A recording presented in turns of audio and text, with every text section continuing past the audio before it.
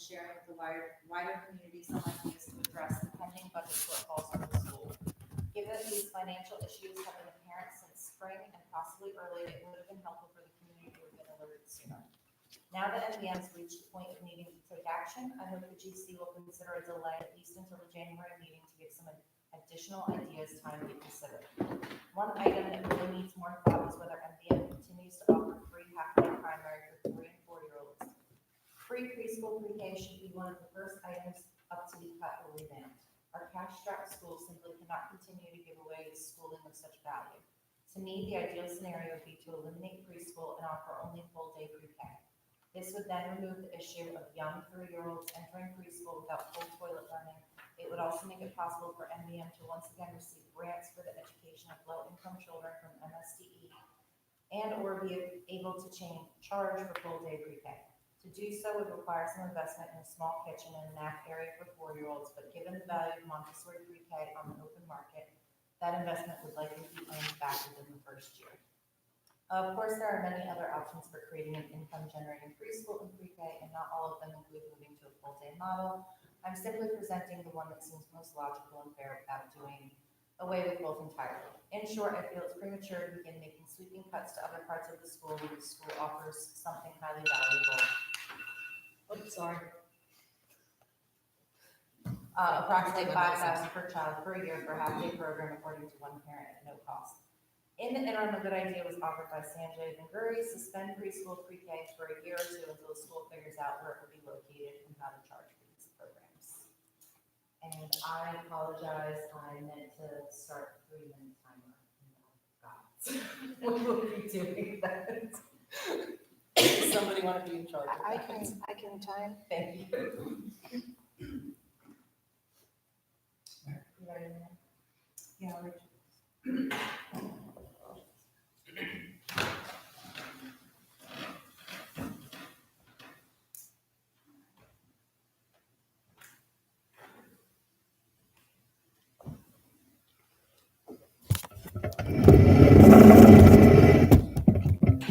It's too quiet here.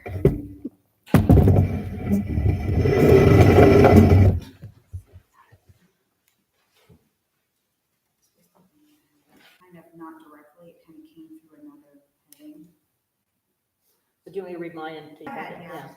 Okay, I have community comment from Jen Kuhn. It says, thank you to the GC and thank you to the community who has taken the time to show up and contribute, even if they aren't in person.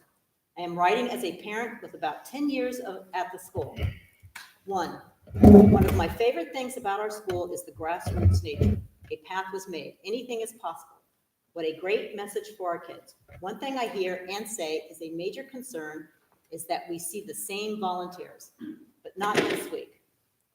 I think a main need of the town hall was to wake up the community, and you did. I am hearing ideas and volunteering from people I don't know, and I know a lot of the community. The energy I have felt has been positive while appropriately concerned. 2, community. If the GC defers the vote a month, if the GC chooses to phase the decision, one thing is abundantly clear: our community needs you.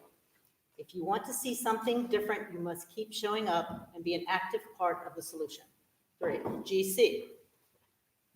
Would an option be to create a subcommittee that could harness this energy and focus on some of the revenue-generating savings ideas and options? Hash out ideas and logistics.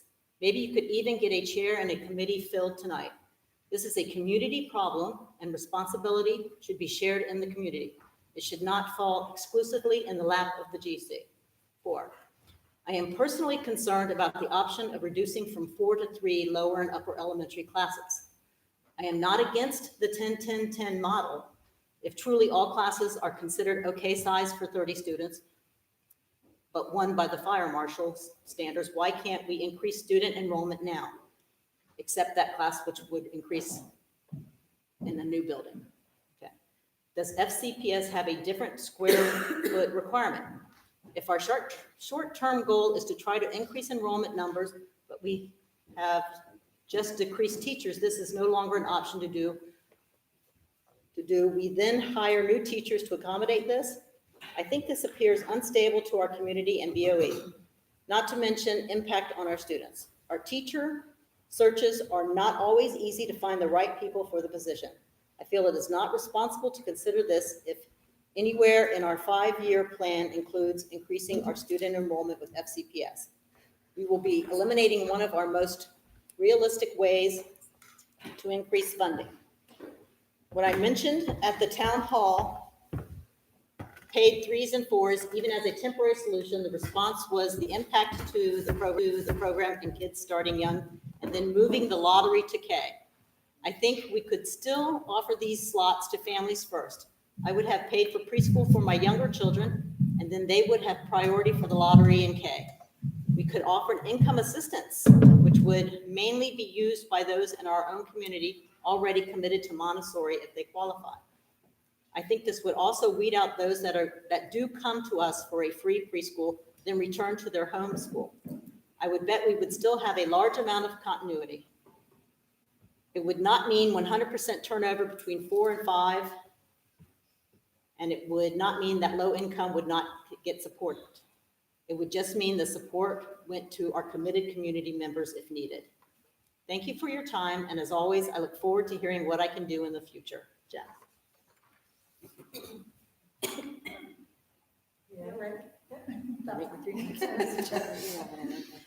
Hi, I'm going to read a letter that was sent to the GC from Julie Johnson. On December 7th, Julie Johnson wrote, I've been trying to digest all the information from the town hall meeting and various other conversations that have been held. If I were to summarize the problem, it would be we lack money due to a building. We cannot find a building to house us, and we can't buy our current building because it doesn't have an elevator to be ADA compliant. If we could put one in, we would also have to remediate and encapsulate asbestos in the building, and the estimate of these two items are beyond the budget available. Does anyone have ideas, connections, or resources that could solve this number one problem? As I understand it, we do not receive budget money for facilities from the school district. I understand this is an issue for all charter schools. We have approached the school district or the state legislature in behalf of our school, but also in tandem with the other schools dealing with the same issues. Being in this situation, we must find a way to continue to function now, hence the meeting on Monday, to find a way to balance next year's budget. Ideas were presented at last week's town hall meeting for that purpose. I imagine that the governing council isn't going to be very appreciated for your efforts if you vote now without our school community feeling like they had an opportunity to explore their ideas. Someone suggested a phase-by-phase plan for which would have to be dropped, changed, or altered each year if other options don't appear. Those phases can be suggestions already presented, but please show us what order they must happen to meet budget. Please list for us ideas that you, our community, or others have proposed that might work if we had the right resources or manpower. Please tell us what options you have already tried and why they aren't feasible. I think you are, but it would be helpful to have it written so the answers can be read and referred to instead of people trying to ask you the same questions again and again, or trying to relay it from one person as best they can to another. In addition, this written document could be helpful as we, as a school community, then go out to our family, neighbors, and larger community to ask for help. We and our students, if informed, can put articles in the paper, on the radio, and show up at important meetings because we have been prepared for the questions we must answer in order to find the people who can help us. Thank you, Julie Johnson. One more. I have one too. Oh, two more, sorry. You want time? Are you gonna read? Oh, I would love for you to read. Okay. Like how I did that? It's just this part. Just read this part, okay. Okay, this is from David Henry. It seems there is a lot of discussion and upset about the impending budget concerns. Some have raised the question of there being not enough time to consider alternatives and that there was no warning of the coming deficit and the possibility of going into the red. Well, I would like to share a comment I made at the April 2019 GC meeting where I outlined the very issues being discussed today. At the April meeting, discussion was held on whether or not to extend additional hours for an administrative support position. I counseled against doing so and suggested that then, as now, was a time for looking at staffing cuts rather than expansions. The most pertinent pertinent portion of my comments included here. I have reviewed the MVM budget. In my opinion, MVM is very likely headed into a period of seriously red ink. This due to increasing expenses without increasing income. This year, the budget shows about 20,000 surplus. When talking about a budget of this size, the surplus is only about 0.5%. As such, it is even more critical than that the budget be consulted and considered regularly to ensure that mistakes might be avoided. Planning at this time should be focused on determining areas where cuts might be made and prioritizing them. This is so you are better prepared when the very difficult but inevitable cuts are needed. In my opinion, I think cuts may need to be started as early as next year. This is not the time to even consider adding to the staff and increasing expenses. Any decision to add staff again, in my opinion, would be ill-advised. This is the entirety of my April 2019 comments included below. We can include those in the minutes if that's okay. Begin. Okay. You ready? I'm probably gonna go over. I mean, I'm not stopped when I hear the noise. Okay. Okay, this is from Susie Klein on Sunday, December 8th. First of all, I would like to thank each of you for all that you do for our student, school, and community. I know that you give countless hours to our school and that each of you has the best interest of our great little school at heart. I have been a CPA for almost 15 years, and looking at the financials and the budget for the next few years, I wholeheartedly agree that changes need to be made to ensure future financial stability of our school. However, I also believe that changes should be implemented with a step-by-step approach. In any business environment, it is never a good idea to rock the boat. Instead, we should consider the following. Year one, outsource the cleaning and maintenance services and restructure the primary program, reduce class size to 20 children, 15 kindergartners, and 5 preschoolers with 1 full-time teacher and 1 full-time IA. This would yield a savings of approximately $63,000 to $138,000 without making any changes to the elementary or middle school programs. Establish a team of parents to work on researching and developing a paid preschool program to be implemented in year 2 to increase income. If we were to charge $300 per month per preschooler, which is on the lower end of fees and seems fair for a 5-day program, we could generate an additional gross income of approximately $108,000, 15 preschoolers per primary classroom. There are certainly going to be operational costs for a paid preschool program. However, it should still yield a fairly significant amount of income. Consider purchasing our current building and make it our fixed rent cost, i.e. turn it into a mortgage statement.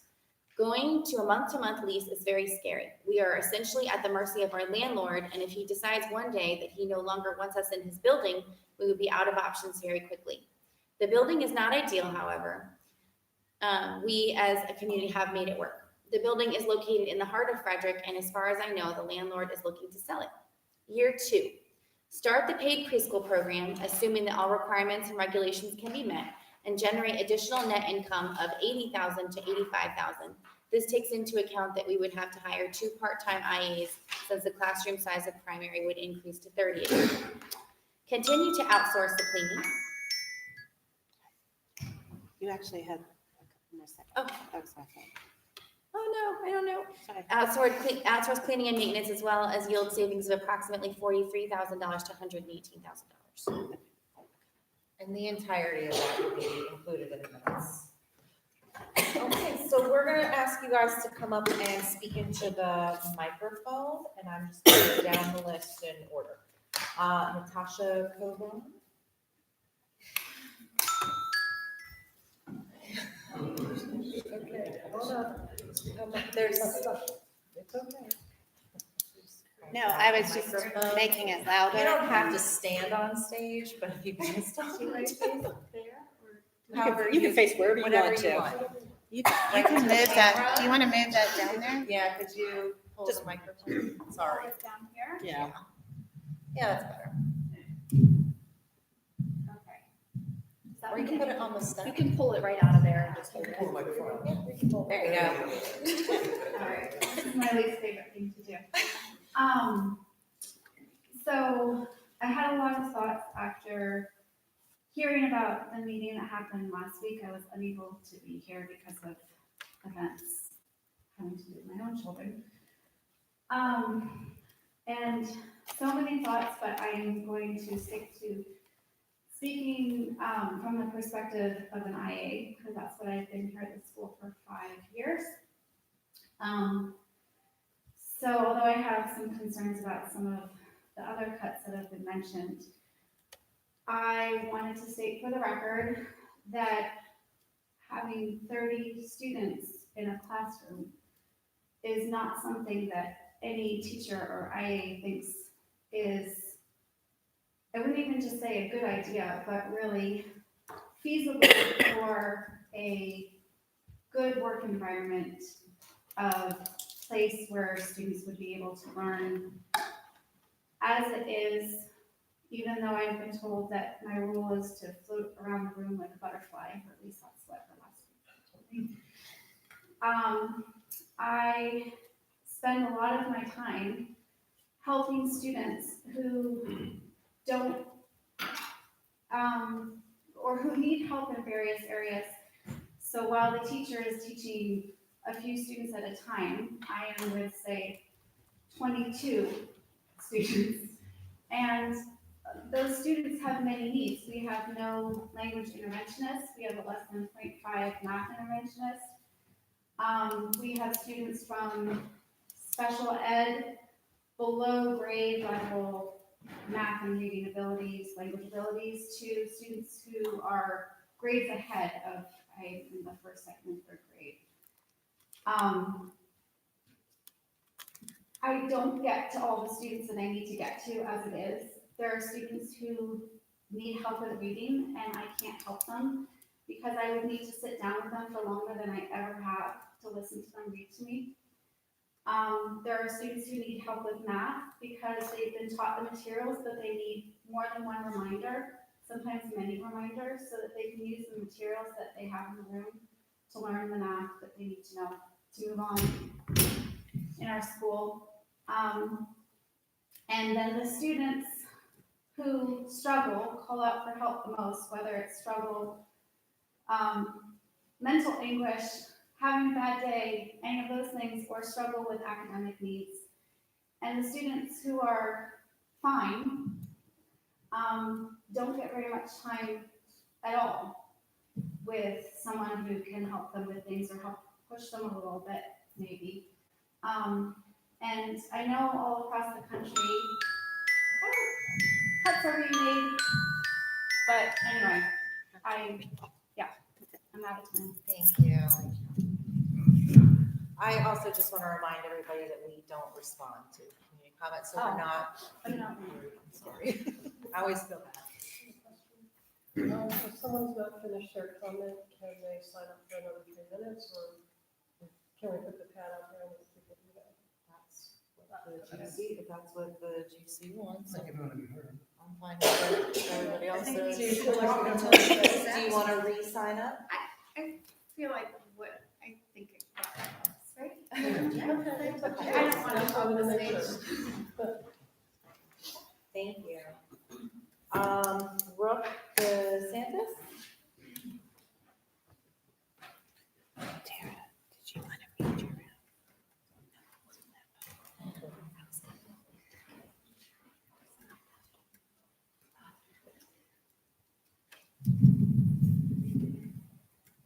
Hi guys, so I'm a parent, if anybody doesn't know. I don't volunteer as much as I should, but I do as often as I can. I've been in the classroom quite a few times. The IAs, they are needed, I can tell you, especially in preschool, kindergarten rooms. Several times I've been in there where the IA isn't present because they're helping in the bathrooms. Because most kids where they're supposed to be potty trained, they're not. So they are necessary. For the parent workshop, where you're supposed to be there, where your kids are supposed to be giving you lessons, what was that this year? That was not what it has been for the last couple of years that I've been here. That was my cue that something was going on. It was like a workup for something. Because I had to go see both of my kids. And I didn't have time, where I was sitting downstairs for an hour for a presentation for something that I didn't even know what was really going on, honestly. And then I was to go back downstairs to give an evaluation for what? It was like a prep up for something. In April of 2019, for a meeting that you guys were going over the finances, why haven't you guys been more transparent with the families and community regarding this stuff? You guys have been doing Chipotle fundraisers and everything else like that, but you guys haven't been sending that stuff out in emails regarding the cuts that you guys are proposing to do. And then with the sister school, the percentage drops that they have, why do you guys want to have us fall under the same umbrella as them, supposedly? They're failing, and we are going up. Like, we're at a good standard right now. Why do you guys want us to drop with them and go on probation as well? I really don't see that as being a good proposal. I don't want my kid to fail. We help him at home. We have good teachers here. We don't want our teachers to fail also.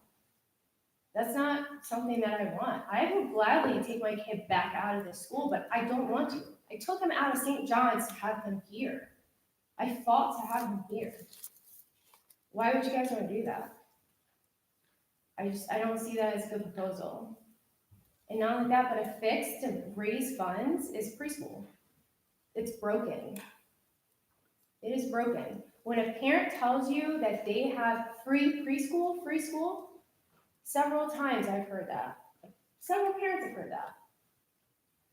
It's not okay. Make them pay for it.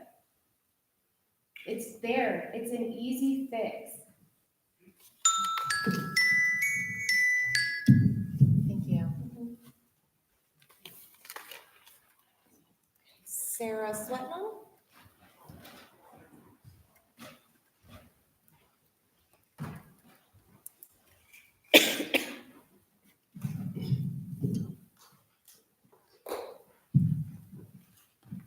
Hello.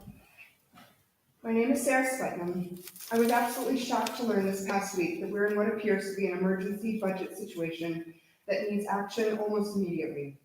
Not only that, but I learned of a proposal to eliminate many teacher and IA positions, which was set to vote within just a week's time.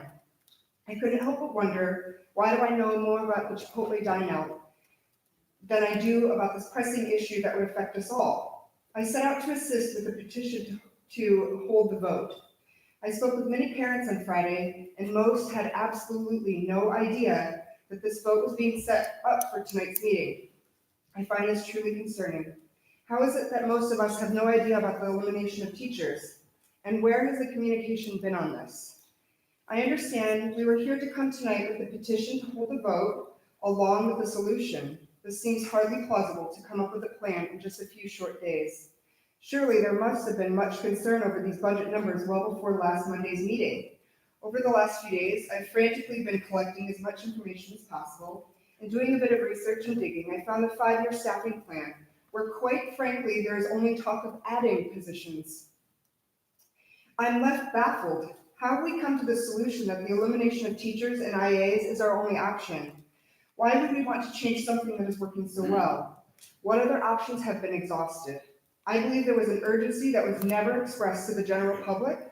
Perhaps the name should have been changed from the 2020 vision to the 2020 crisis to give a better understanding of our situation.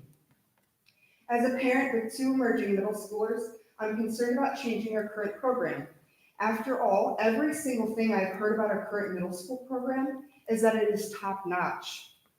To be honest, our family has recently moved and gearing up for middle school and high school. We wanted to have options for our 2 6th graders. But again, I stress, every single thing I have heard about our current middle school is nothing short of stellar, so we had planned to stay. Now on the cusp of my children entering middle school, I'm being told that a vote could change all of that. In a community meeting that we held last night, we focused on finding a solution. Many ideas were tossed around. One of them was looking into adding a daycare for the threes and fours in the afternoon in our current facility. This seems like something doable. After all, we're already in the business of taking care of and teaching children. Or another option could be charging for the current preschool program. What would it take to get this going? What type of revenue could we expect? I would like answers to these questions and explore this option before moving forward to vote to eliminate teachers and IAs. I'm here today to let you know that I would like to help develop a plan and continue the momentum that we started this past week. I ask that you postpone the vote to eliminate any teacher positions until other ideas could be better explored. Thank you for your time.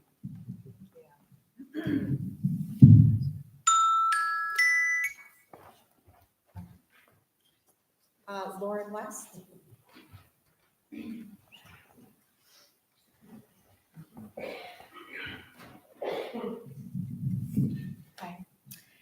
So first, I wanted to start by thanking the GC because I think that this is a lot of work. I can tell you guys are very dedicated and it's probably often a this job. So I'm really grateful for the time you guys put into caring for our community. We brought a petition tonight that was signed by over 125 parents, and it was a sign to, I think, the motivation, and also we wanted to demonstrate to the GC that parents want to be more involved, and I was really excited by it. They were stunned, a lot of them I talked to, and they're ready to take action and support the GC, but they want more options and they want time to vote before the votes take place. 1 week wasn't enough. And also, we'd like another town hall where more options can be discussed, ideas and comments can be shared. The two things that we need to do is stabilize costs and generate revenue for our school. The major problem is the cost and lease of our lease because it's about to go up. There has been a committee searching tirelessly for 5 years to find a building. They might have been doing it longer.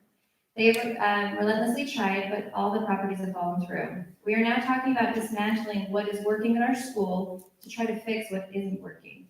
Our academics are working, and it hasn't always been that way. We've come a long way. Our middle school is thriving, and our test scores have excelled. These teachers are turning out kids who are known for going to our Montessori school because of how well prepared they come into high school. And now we're looking to disrupt this because we have a high housing cost. I remind you that today, everybody brought their kids, instead of taking them to their local school, they brought them to this school. Some of them even travel a long distance to come to this building. This is a housing problem, and we are worried enough to consider cutting a good portion of our teachers, but we are not concerned enough to consider purchasing this building.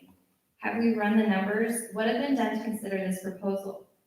This building isn't ideal. It isn't even easy to be in. There are a lot of unique opportunities in downtown Frederick that the teachers take advantage of, like the parks, the libraries, the businesses, the theater, and we've always done well with what we have. It is centrally located in the county, and we have made a beautiful community here. And I think we need a committee to look into this, honestly, and explore all of the options and run the numbers. When we were looking into the Lincoln building, they looked into it. They even came up with an architectural drawing of what can be done to the building to make it work for our school. And I think we need to explore the same options. This seems to me to be a better option than dismantling our classrooms and staff that are performing above the county average. We can build equity for our school in this building instead of paying a lease that is not an investment into our own school. If we don't take action, we will be back in the same situation of crossing our fingers that something will come along before disaster strikes, which I think is how everyone's been feeling this week. All the while, we will be paying more in rent than we would for a mortgage. I'm not saying that this building is what we dreamed of for the past 5 years. That's one sentence. Can I read that? Okay. MVM is not a building, though. MVM is a community of people, and that includes our teachers. The building isn't ideal, but our teachers are. I like that last sentence too. Me too. That's the best part. I have another one to read too. You have another one to read? Wow, that just came. Is that okay? Go ahead. Go ahead, that gives Tori a little break. Sorry. Okay. Who's this from? So this is from Tara Dunsmore. It says, as some of you know, as some of you know, I am the Assistant Treasurer for the BOT. Tonight, I am speaking to you as a community member, not an elected member of the MMCI. That being said, it is impossible to remove myself from the knowledge and background my position affords me. I have heard community members express that these major decisions and proposals should have been shared with the community sooner, and that the community should have more time to process that information and try to help think of better methods of balancing our budget. While I hear and appreciate your intent, I have to emphasize that this is not new information. Our Facilities Committee, formerly the Building Search Committee, has been working diligently to find us a new home to help stave off, it went light on me, there we go. Stave off the impending budget cuts. However, lack of success in securing that new home has compounded our situation to a point of no return this year, as our lease is set to expire. This committee holds regular meetings that all community members have been invited to attend. Additionally, every GC and BOT meeting for the last 4 years has included a facility search update. Our GC and BOT meetings are open to the public. The majority of our GC meetings have been live streamed and available for replay for the last 2 years. The agendas and minutes are published and sent out to the community monthly. Our budget committee chair provides updates and memos at every single meeting that are included in the public record. We have held budget workshops that are open to the entire community. I urge you to bring your proposals to the GC if you have them. If you have professional expertise in finance, fundraising, real estate, facilities, or even just an interest and desire to learn, please reach out to the committee chairs or our volunteer coordinator and offer your services. Putting off a vote by 1 month might allow the community to put forth proposals of their own, and I am not opposed to that happening. However, I support the GC in making the decision tonight or next month, whatever they decide is the best path forward. What I really want everyone to understand is that even if not all of our community has been actively involved in the discussions, that does not negate the need for the GC to make these difficult decisions. Sometimes in a leadership position, you feel like you are shouting from the rooftops for help because there are wires sparking. But no one hears you until the building catches fire. You don't blame the person in the room for not shouting loud enough or clearly enough for you to understand. You give grace and courtesy to the fact that they were trying. In all the ways they knew how, and it just wasn't enough. Please remember to give grace and courtesy to your GC.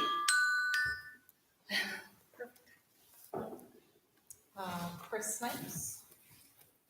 Thanks for holding up.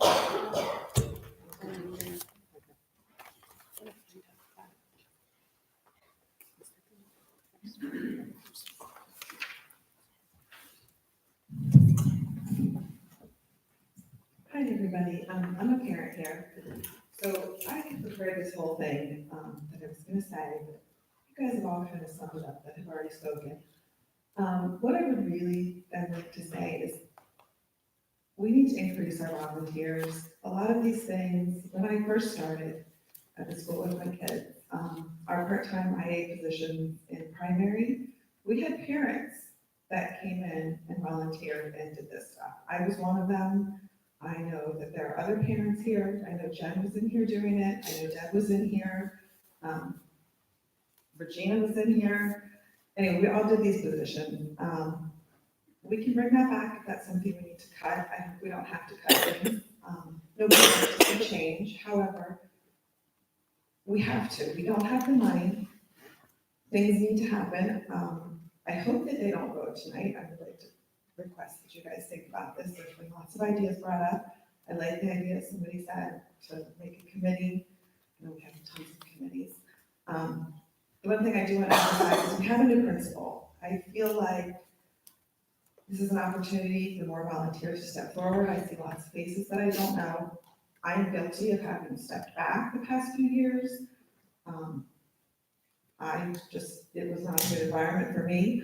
I'm hoping that it changes. I've spoken with Ms. Dorman. She seems to want volunteers back in. I'm just hopeful that that happens, and I'm ready to step forward and help out. And I think that instead of blaming the GC, we all know the information's out there. We can all read the minutes. We don't want to. They're boring. I mean, let's be honest. It is what it is. But it does seem rather quick that we have to have the vote on this, and I hope that they will delay it till January at least.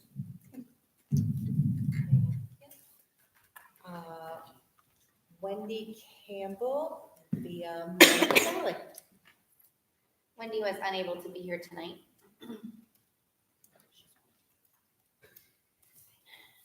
I understand the tight budget constraints, and of course, no one wants to be out of a job, but a greater concern is putting 30 children into an already crowded classroom. With 24 to 25 students, we are already falling over each other and have a limited amount of materials. Children will not get the necessary attention they need to learn and master the lessons. Students with special needs are already shortchanged due to lack of resources. Adding additional children to the classroom will cause a greater gap in their learning. Traditional Montessori schools typically have larger classrooms and can accommodate more students, but they also usually have 2 Montessori certified teachers to deliver lessons and divide caseload. Placing 30 students in one classroom will be a great detriment to the Montessori model and to the students. I hope a better solution can be found so that neither staff nor student have to suffer because of the budget.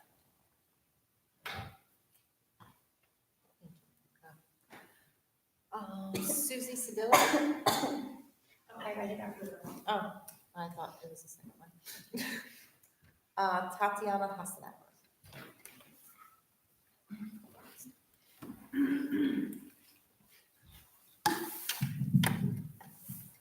Hi everyone. I have a youngest child in Miss Carol's class, and he has autism, and I already see, even with size of classrooms we have now, he is quite behind. So I certainly don't want us to cut teachers or aides positions. I also think if we previously had paid preschool, why would we go back to it? We just need to figure out how we do it the right way. And everybody else already said what I think, so I just join in with everybody else. I have concern about middle school also, about cutting teacher stuff, because I think it's very, very important for our kids to get more one-to-one time with teacher before they enter high school. So if we can cut somewhere else, as I said, preschool, that would be wonderful. Thank you very much.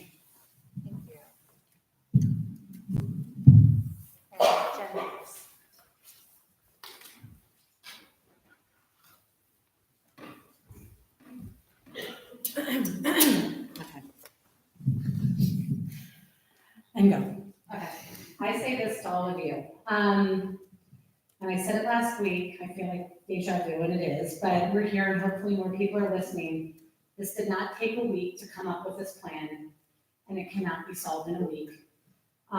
So while we've been charged with the responsibility of coming up with solutions if we don't like the ones presented, we cannot do it in a week. I don't believe we can do it by January's meeting. But I'm putting that out there because I think you need to take some heat off yourselves. And those of you that didn't know, now you do, and now everybody needs to step up. So no one, how many signatures, 125? That's 125 parents that can't say they didn't know anymore, okay? So that's our responsibility. To the GC, once you take away positions, it's almost impossible to get back. I know how the government works. And before we start cutting critical positions, I ask that we exhaust everything. Table things so we can get time, information, data, everything we need. Explore the janitorial service first, phase things in. Several of these have been mentioned.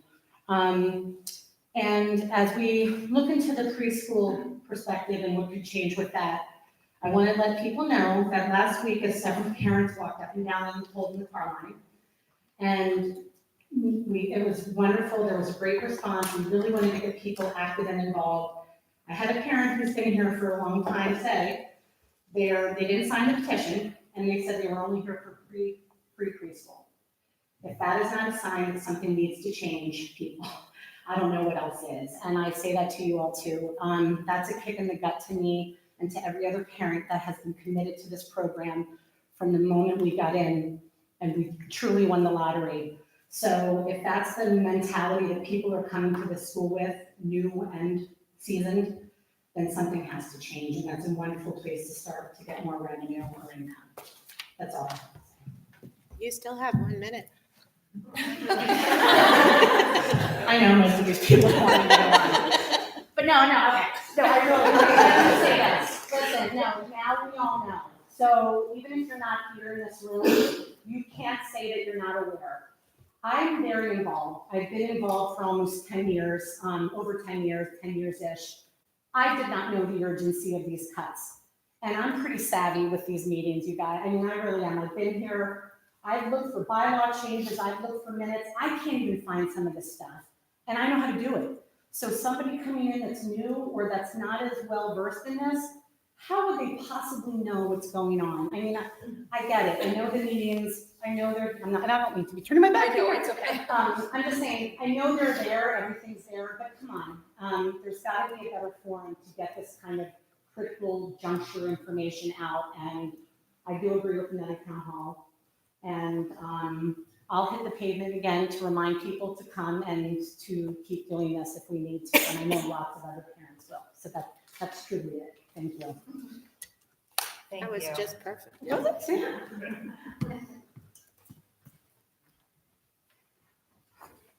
All right. Thank you, everybody. That is. I'm sorry, I'm not on the list, but can I say something? All right. Well, what I said was already said. It's only getting half the time, 1.5 minutes. Okay, hold on. I don't start me until I I'm not turn my starting phone yet. on. I'm not sure I have It's on, actually. No, I think it turned off during Jen's. There's a button on the I am definitely not a check. There we go. Fantastic. Is that good? Okay, I want to try to focus on some things that haven't been said, and I have no idea if these ideas have been run past people or if you guys have already brainstormed them, but I'm gonna try to talk fast. So I've been here since 2005. I was on a facility committee in 2006. So yes, it's been around for a long time. Some income sources, first thought is real straight up, charge of material of instruction, tech, supply fee, that kind of thing. I pay for it every year at the high school. That's thing one. Everybody can pay for their Chromebooks and, some kind of material of instruction fee. With regards to primary, tuition could be charged on a sliding scale that would allow for parents who can't afford it, who hit the lottery, to maybe pay nothing, but parents who can could pay a portion based on their income, and they could know upfront that you gotta submit your tax return from last year, and you're gonna be charged on a sliding scale. So that's an option to make sure that we continue with our diversity in the school, but still have that be an income source. Have we considered having the threes start in January?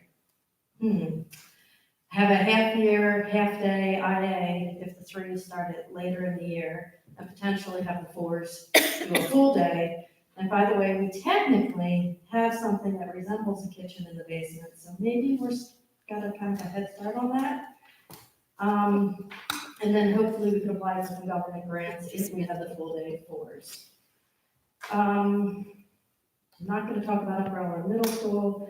We haven't talked much about specials. I know in the past we've talked about specials being an elective, especially when it gets to middle school, whereas right now, like kids could choose if they want to do music, if they want to do art. We could also have Spanish be something that could be a choice and not a absolute. I don't know what level of parents would choose what, but I think that it is an option, and it is rare for students to go in with the level of Spanish that they're going into high school. It's been a blessing for my family, but it is rare. It is not what is typical going into high school. We've had a loan with the Board of Ed in the past. We certainly could all march in and beg for money. We basically took a low interest loan from the Board of Ed when we started the school. And we took maybe 10 years, and that's how a lot of my fundraising money went. when I was working there. Our existing building, we've subleased, we've shared it with the church before. Some people remember when there were funerals happening on this side of the building. At the same time, there were classes happening on the other side of the building. Was it easy? Absolutely not. Is it possible? I know it's possible because we've done it. MMCI used to do before and after care, summer camps, school programs. It doesn't have to be us running it, it could be somebody else subleasing our building, that sort of thing. And that's about all I had to say, so pretty good, huh? Thank you, Jen. Is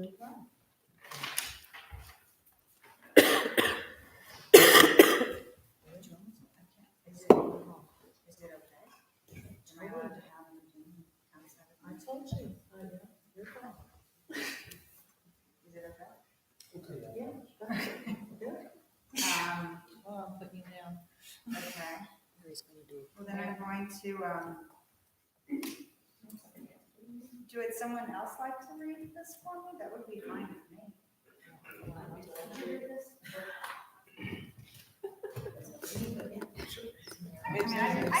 I can, sure, that's right, yeah. This was just a, Who is this from? It's from Mary. this is from me. And we all wish Mary would read it, please. This is my comment. All right, this was a letter that I had written to the, anyone who cared to listen about my thinking about things. At this time, when our community embarks on the task of realizing the adjustments that must be made to ensure our continued financial survival, I'd like to ask for your consideration of the following approach to our facility search, namely the purchase of our Dill Avenue campus.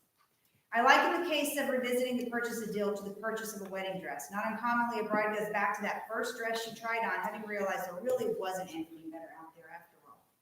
At this time, our monthly rent payments for the property is approximately $21,000. We proceed with a month-to-month rental. At the end of our lease, the negotiated cost at this time would increase to approximately $27,000 per month. The Dill property is listed for sale at about $3.5 million. This includes the buildings that we use, plus the nearby house on Dill Avenue and the house at the back of the parking lot. If we were to able to purchase Dill for $3 million, just throwing that out as a number, and assume a 25-year mortgage at 5.25% with a 5-year gap financing of 6%, and this is my math, so it could be verified by someone else, as a down payment, then our monthly mortgage rate for the first 5 years would be $22,700, which admittedly is more than our current rent, but less than our month-to-month rent would be. And it would decrease to $17,009 per month, which is less than our current rent, for the remainder of the 20 years after the gap financing.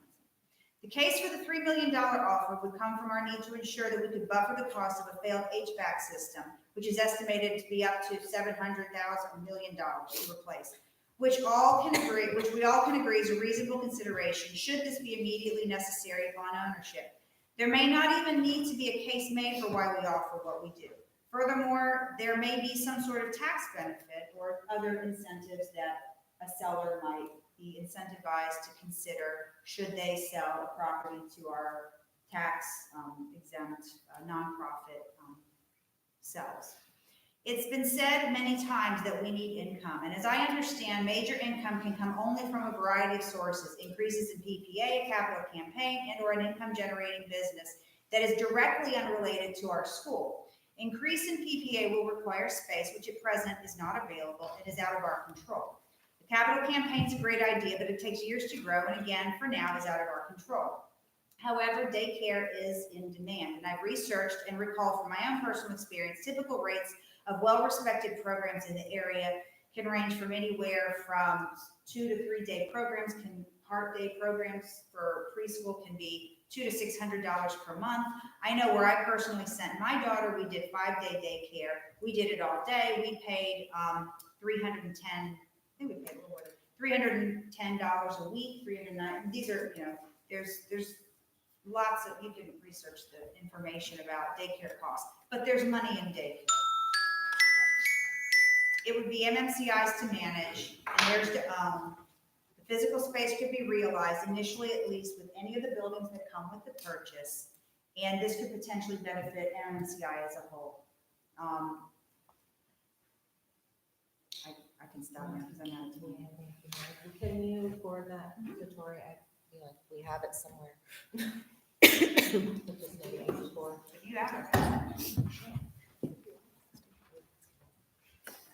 Maybe you said it in the meeting. I think I've said it every week. Okay. Is that it? Anybody else? We are gonna move on to old business, back to old business. And Cynthia Green, we have a discussion on restorative practices. You wanna come up? Who's like, come up, like, I think that we could probably hear you better. Thank you.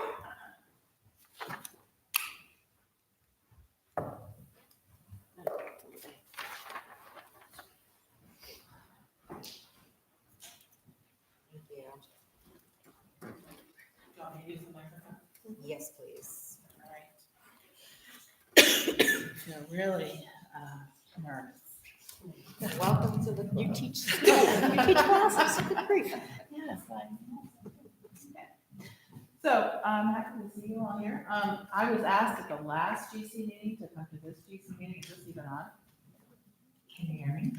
Now we You have to put it by your have to mouth. hold it.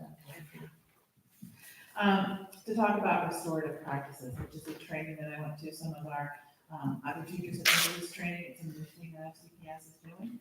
So I'm happy to share with you about that. I did write down what I'm going to say because I was feeling a little bit nervous.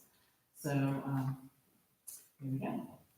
In a nutshell, restorative practice is a framework for building community and responding to challenging behaviors through authentic dialogue. When things need to be adjusted, it's a way for all the stakeholders to come to understanding and make things right. It's a shift to providing a learning opportunity with a larger perspective rather than an individually punitive approach. A hypothetical example may be helpful here. I'm going to give you something far-fetched that would never happen with this group because I think we'll all understand the point better. Imagine for a minute that as I walked up here, Leslie Hibbs, where's Leslie? There you are. Leslie Hibbs shouted out, "Oh, sit down, Mrs. Green. We aren't interested in what you have to say." So just imagine that happened. That would never happen, but if it did, the result would impact this entire group. I would likely feel immediately embarrassed for being targeted because I'm just doing what I've been asked to do. Now, I'm not sure whether I should go on with my presentation or not. I would likely blush and look around to try to gauge the emotions and body language of everyone else. Some people might silently agree with Leslie. Hopefully there will be others who may have been looking forward to hearing what I was going to say, and perhaps would be a little shocked by Leslie's outburst. A few might feel some empathy for my situation and try to speak up in my defense. Still others might feel uncomfortable with the meeting agenda has now been sidetracked, but they are also too embarrassed to speak up. The bottom line is that it's likely everyone in this room would be impacted in some way. These feelings have to do with shame. Shame is a complicated emotion, but it often happens when someone causes an interruption in the flow, or the predictable or positive or even neutral climate in a room. When this happens, we instinctively know that we want to get back into the more productive atmosphere, and our reflex is to think about what we can do individually to bring things back to center. That's why all members of a classroom, including those who are targeted, will feel shame.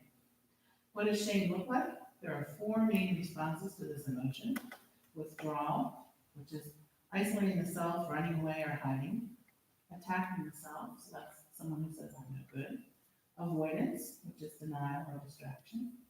And attacking others, which is lashing out verbally and physically or blaming others. In our building, we've seen all of these responses in students who are acting out. In a more punitive environment, shame can even be encouraged, as when someone says, "You should be ashamed of yourself." While we certainly would not say that here.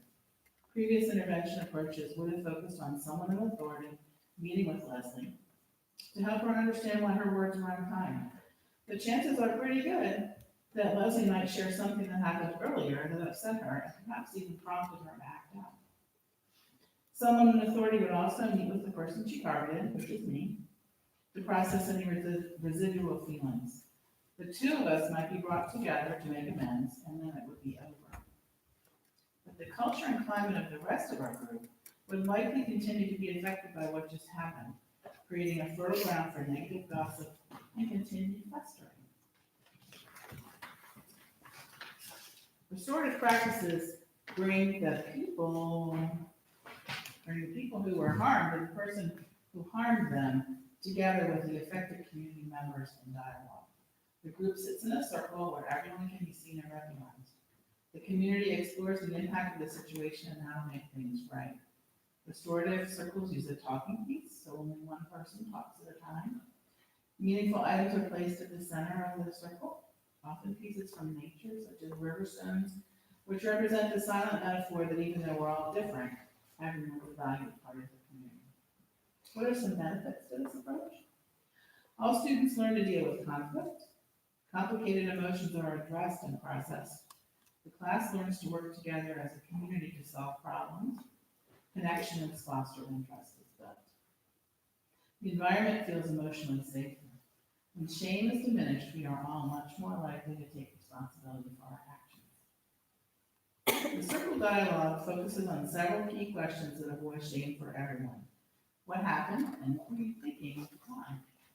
That's not. What were you thinking? That's what were you thinking at the time?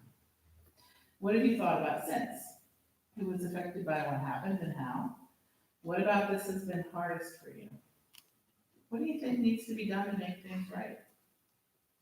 Participants are encouraged with these guidelines to speak from the heart, listen from the heart, say what they're feeling without rehearsing it, and to say just enough, not too much, not too little.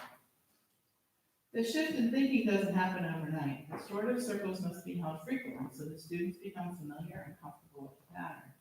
We know that we come to trust others' good intentions when they respond to us in a respectful way. But our own unique past experiences generally dictate how quickly we're able to trust others. To that end, discussion in circles begins with less controversial topics. Participants are gently guided and encouraged to share, but they're not pressured.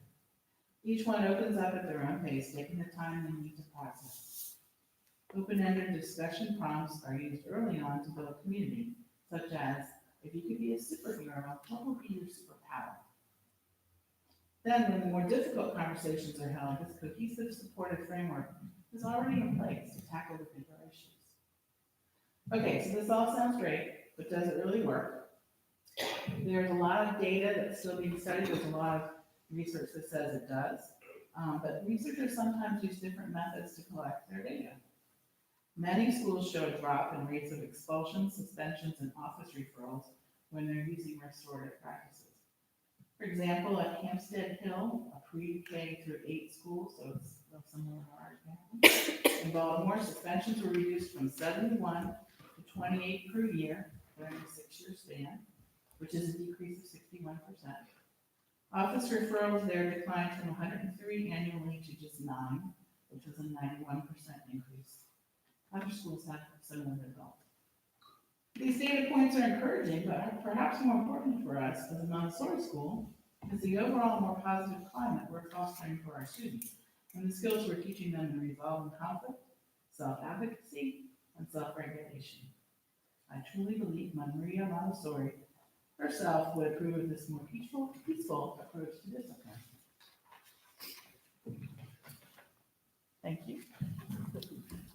Thank you.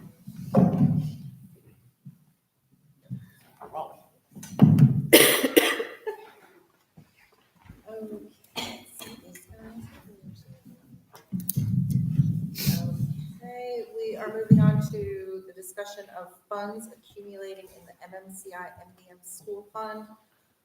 Marissa, this was kept on here from last month, and I was not given any guidance, so I'm not sure.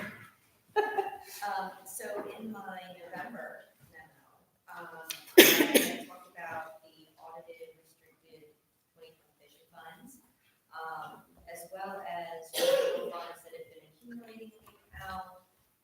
There was the MNCI admin fee reconciliation coming back to us. So when we were looking at 2020 vision, we moved it from the MNCI MVM School Fund to the facility savings because that's what the 2020 vision is for. Just like with the PPA, you have the ability to send pool or surplus to the facility savings. Would you like to do that Do we know how much it is? So, if I look at this,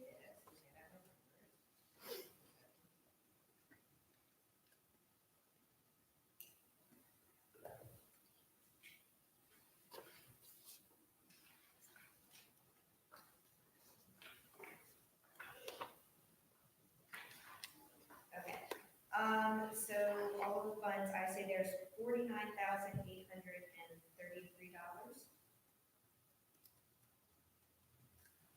So that's around $9,496 of funds that I mentioned I was considering to be 2020 vision, but the auditors came back and said only 36,000 is really restricted to the 2020 vision. So that's additional surplus that we can do whatever with. From prior year, we've got about 30,000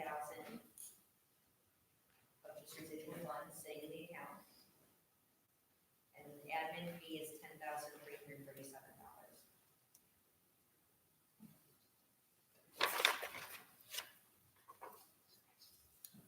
And remind me, if it goes into facility savings, does that generate any interest? It's generating interest for us. The funds are restricted to facility purposes, whether that's current facility or future facility.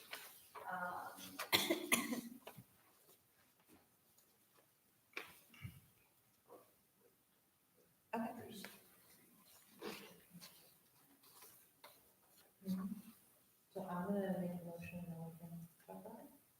Cool. Just give me the number one more time. Is it 49,833? I just wanna make sure I get it right. Sorry. Yes. Okay. And correct me if I make any mistakes. I move that the GC move $49,833 from the MMCI school fund to facility savings account, yes? Is that right? Okay. Do I hear a second? I'll second that. Okay.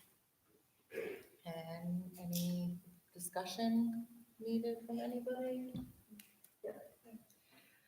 I think it's fine to do that, but I want people to think about this in terms of what the money can be used for. So it can be used for, it'll be in facility savings, but it can be used for facilities related items. So for instance, next year, when we pay our lease payment, either here or somewhere else, that money can be used to pay the lease, which will then leave more money in the PPA for other items. So I just want people to realize it's not like locked into that facilities funds with no way to use it until we actually buy a facility. That's just like one point that. It could also be used for repairs. Emergencies. Yeah, radon. Does anybody have any? I just wanted to verify, is there still money that was used for those things that were specified for the 2020 fund someplace else? I mean, the restricted amount, like, I thought, I remember some discussion about buying some bricks and. There are bricks that would be purchased with those funds because the original 2020 vision campaign had things associated with it. Okay, so that can still be purchased after you transfer it? Yeah, that's Okay. all. Yeah. I just wasn't sure if it was. That's just, we can't spend that portion of the savings.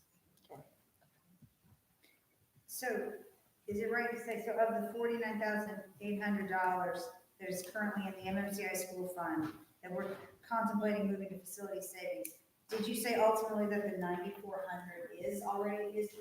So 9,400 has to be spent on it. How much of that has to right now today be spent on facilities? Whatever you moved last time, the 36,000, that was audit restricted. Right. Okay? That's over. And that's over anything else. So all of this 40, and just so everyone knows, the advantages of moving this into the facilities fund is.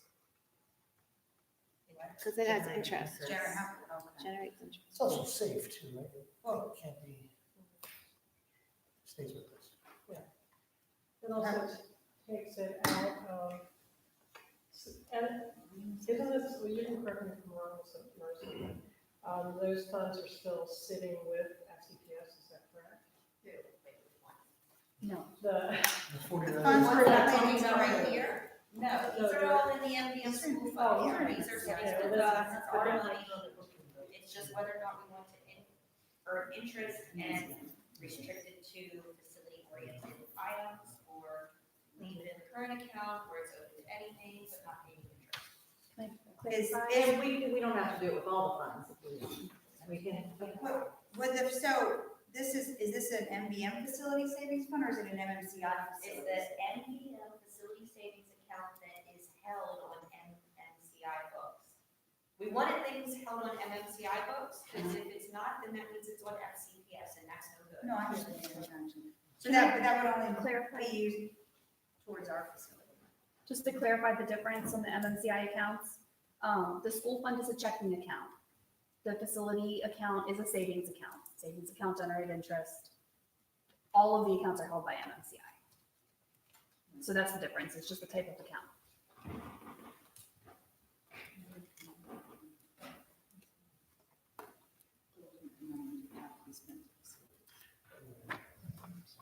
Do you want to amend the motion? Anyone? Okay, any more discussion? What is it? Do we know what the interest is? Do we know what the? I guess it is. That's where I'll just say that we earned $500 interest last year on like $300,000. So on 300,000, we got $500 interest. So a tenth of that, we might get 50. And we could, but we're committing this to a building fund. Okay. well, that does bring up the discussion, well, we totally different discussion, but we really ought to be working with a financial advisor and looking at better ways to earn more interest on the money that we have saved. I'll just put that out there. And once it goes into this fund, is there a way to vote it out of that fund? Or is it committed forever to building or facilities?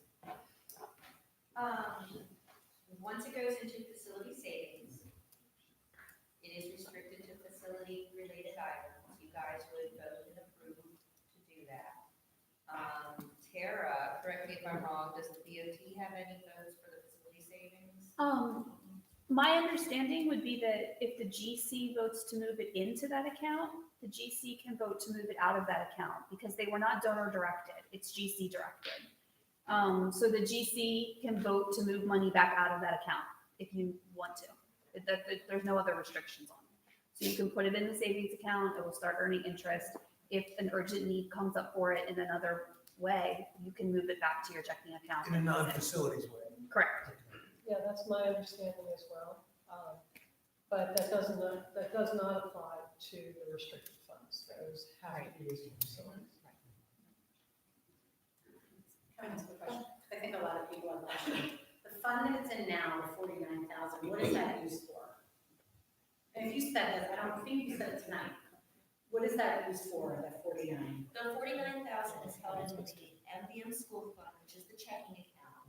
And so historically, we paid for Montessori certifications, we paid for other supplies needed here for building repair, improvement and repairs, first aid flowers, things of that nature coming out of this account.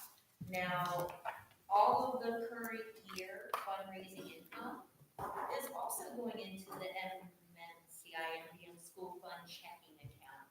So where we're taking this money out, we're replenishing it right now as we do things.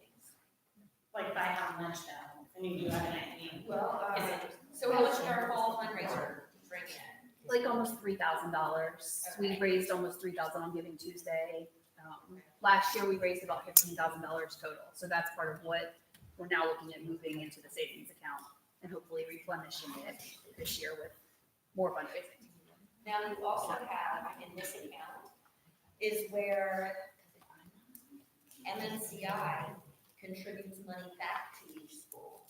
And so there's a $9,000 annual contribution that MNCI makes to the schools, and we use that to help pay for this kind of stuff as well.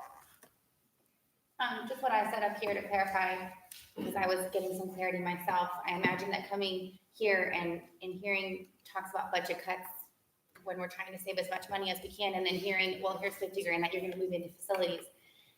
So this is not money that we would be able to utilize to pay teacher salaries.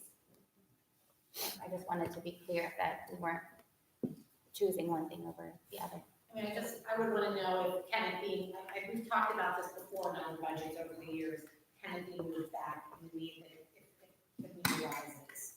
I mean, is that? And that's what Tara is saying. And you're saying that it can for sure. We can't necessarily use it for things like No, I teacher understand. salaries, but you can use it for other things to free up money that can then be used for teacher salaries if it was needed. But what we can do with that in GC, can move back a vote.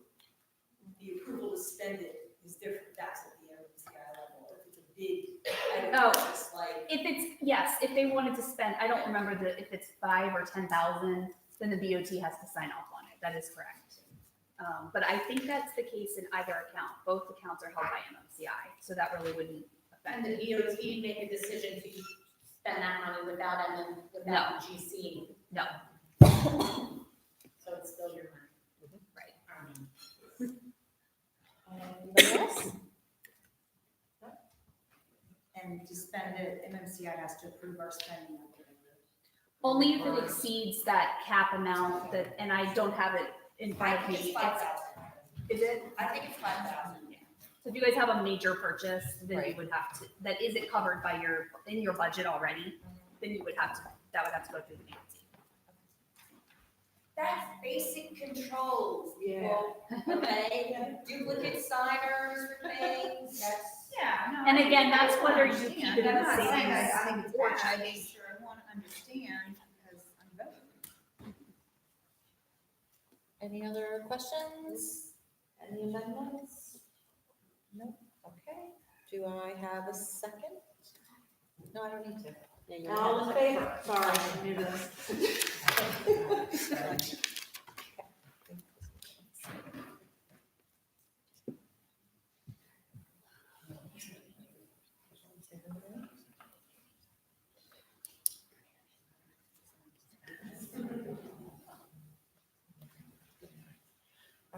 All right, moving on.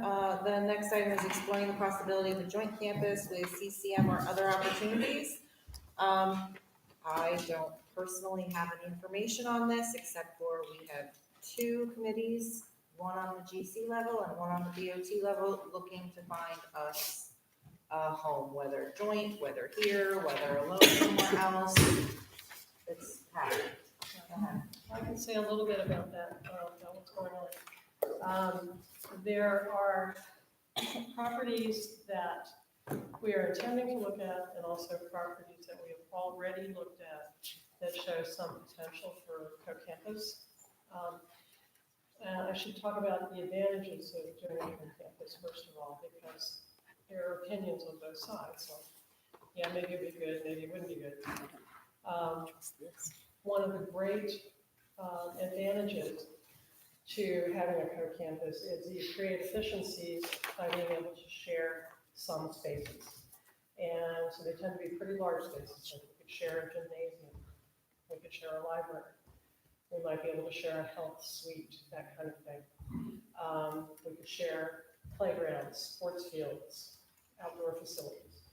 Those schools would continue to be completely separate, other than that, and have their own individual and unique programs, have their own administrators. But it's a way to reduce costs, certainly in the purchase of a property, because then all of your due diligence and engineering studies, closing costs are all cut in half, because each school takes half of those rather than each school individually having to pay for those. And so there are a couple of properties that actually do have a lot of potential and that we'll be going back to. One on Highland, the Highland Technology Park, it's over near the airport. And also one on New Horizon Way, we're going to take another look And there are also a number of properties that we're going to be touring that will be new to both schools. So that's all going to be happening in the next month or so, and we'll let you know how it's developing. Can I ask a question? Sure. At the last facilities meeting that you guys had, is it, and this is maybe totally not even a thing, but is it a concern with the probationary status at CCM, or is that not something that's? Well, I can speak to that a little bit. No, I don't think it's a concern. First of all, CCM is not a failing school. Probationary status, what that means is that there has been a gap identified in test scores. And so probationary status is oversight by the Board of Education for charter schools that determines that the Board of Ed and the schools will work together to develop a plan to fix that problem. So, to be honest, this is partly my own opinion, but mostly my own opinion, that CCM is still a new school, and new schools have issues like this. Their middle school was only fully rolled out last year. That was the first year they had a full middle school. So they're having a few bumps. And I have every confidence. They are already on it. They're developing the plan. They're setting benchmarks. They'll be working with FCPS and with the BOE. If you go back and look at Dr. Alden's comments about CCM, they were incredibly positive overall. And the BOE is very interested in working with CCM to get over this particular road bump. So are they going to lose their charter? No. So that's really all I can say about that. Does that answer? Okay.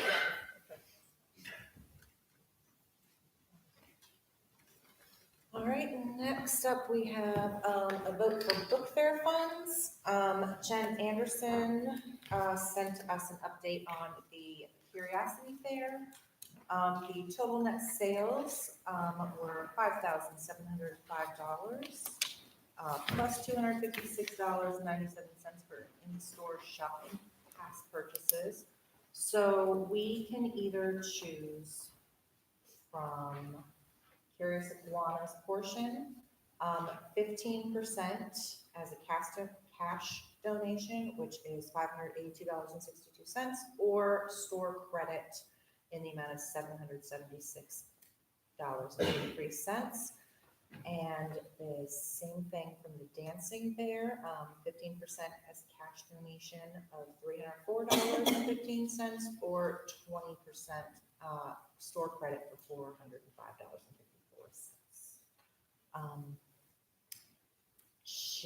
The library has requested research and nonfiction books.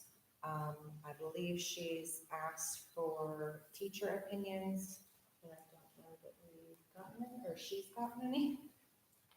It's from her last email. We did not ask at the staff meeting. We were reporting about the voting, so Okay. We did not ask that question. Okay. So I don't know their opinion. Did the library get any funds last year from the book fair, Sue, or no? I think that the teachers got to spend the money. I think it went to the teachers last year, but I'm not positive. So I would say, why don't we let? I thought it went to the teachers and the teachers did Well- the gift cards, because the gift cards are more than the cash outs, and they did the gift cards, but then at the end of the year, they found, we just want to make sure that they are able to use them, and that if there's overflow, because there was some issue. I definitely used Question mine. about that. Can you use it that amount again at the same store by different things? Oh, I could definitely spend it, but, I mean, I don't need to spend it. Well, because I had the thought that if you just took the cash out and gave each team, split it by teams, and just let the teams decide what they want for Or the we grade could levels. just ask the staff at the next meeting, and then you It would have an says, opinion. well, the issue is the Curious Iguana is trying to close their Right, books. they need it- and need it- they they need a want quick be answer. done. So Jen said last year the GC voted to take store credit as a teacher's desired option, and she had heard that a lot of the gift cards did not get used. I think they did get used, just not until the end of the year. Yeah. And we've already established that, like, they carry supplies that our teachers would be interested in, Right. right? I mean, cash buys anything, but just curious if you want to gift cards buy Montessori supplies or classrooms. So, I mean, is that a good place? Your teachers. Yeah, those I are good would places defer go. to the teachers on this For one. example, the middle school team donated their percentage last year to the rest of the school. Oh. We did that. Is So, that, I mean, and maybe we would have spent the money differently if it were cash, but we felt like it was, those two places, it was more appropriate to give it to the other levels. I purchase books with mine. I could purchase books again and again and again, so, I don't know, that's my opinion. Which would you prefer then? Me, personally, I mean, I think if the library is requesting and we haven't given anything to them, and I would maybe split between the teachers and the library, I don't know. And store credit? I mean, that would be, unless you think we need the money to put in as cash. Well, I was gonna say, does specials get anything out of this either? They did last year, they were given the They same had an as, option. yeah. Okay. I'm fine doing gift cards and leaving it up to you guys to determine how to divvy them up, but if anyone has a better. those, and I don't know, those monies of an MOI, what is that, money of instruction? Materials. Materials of instruction. Is that something that would be like on par with the cash from this? And did we have enough for that? I mean, was there anything lacking in that? I mean, do we owe them some, I don't know. Did we give funds for MLI this year? We did that. Yeah. But are you asking, does that money purchase just materials that are Montessori materials, or? Because cash we could buy, I mean, So anything. the choice is given to the teachers to buy what they would like with that money. So, if that's what you're asking. With the MLI.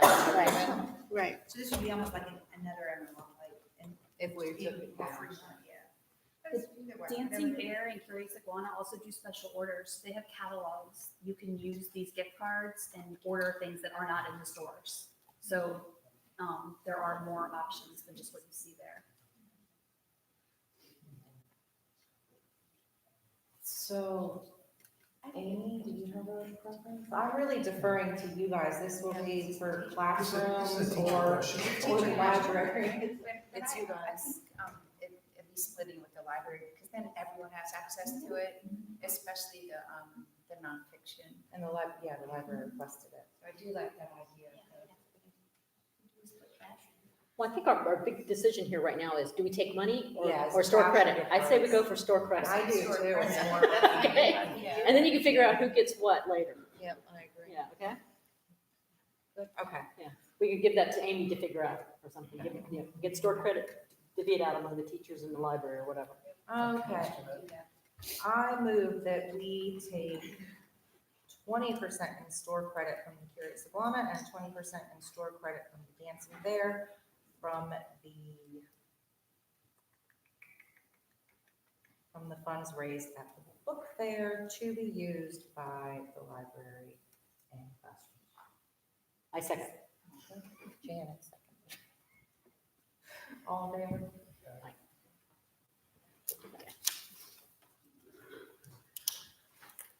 All right, on to new business, almost done, guys. All right, we're gonna talk about the talent show now.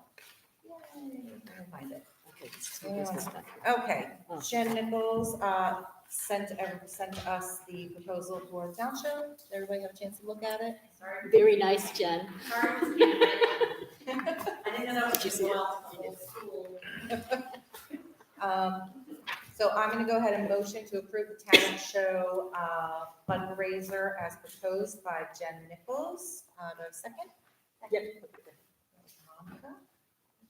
And does anybody have any questions for Jen or questions about what's on the proposal? Yes, Marissa does. Yeah, no, you check the box for the funds to go to the student activity fund. Is that what we did last year? No.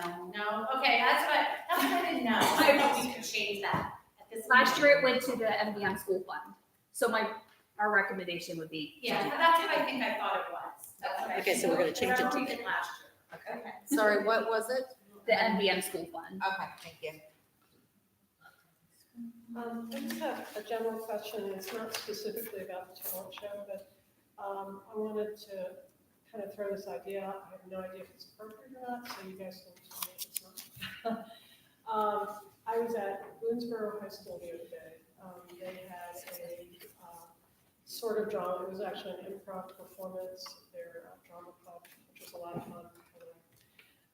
But they were raising money for a family at Boonesboro High School who were having medical issues with a father with cancer.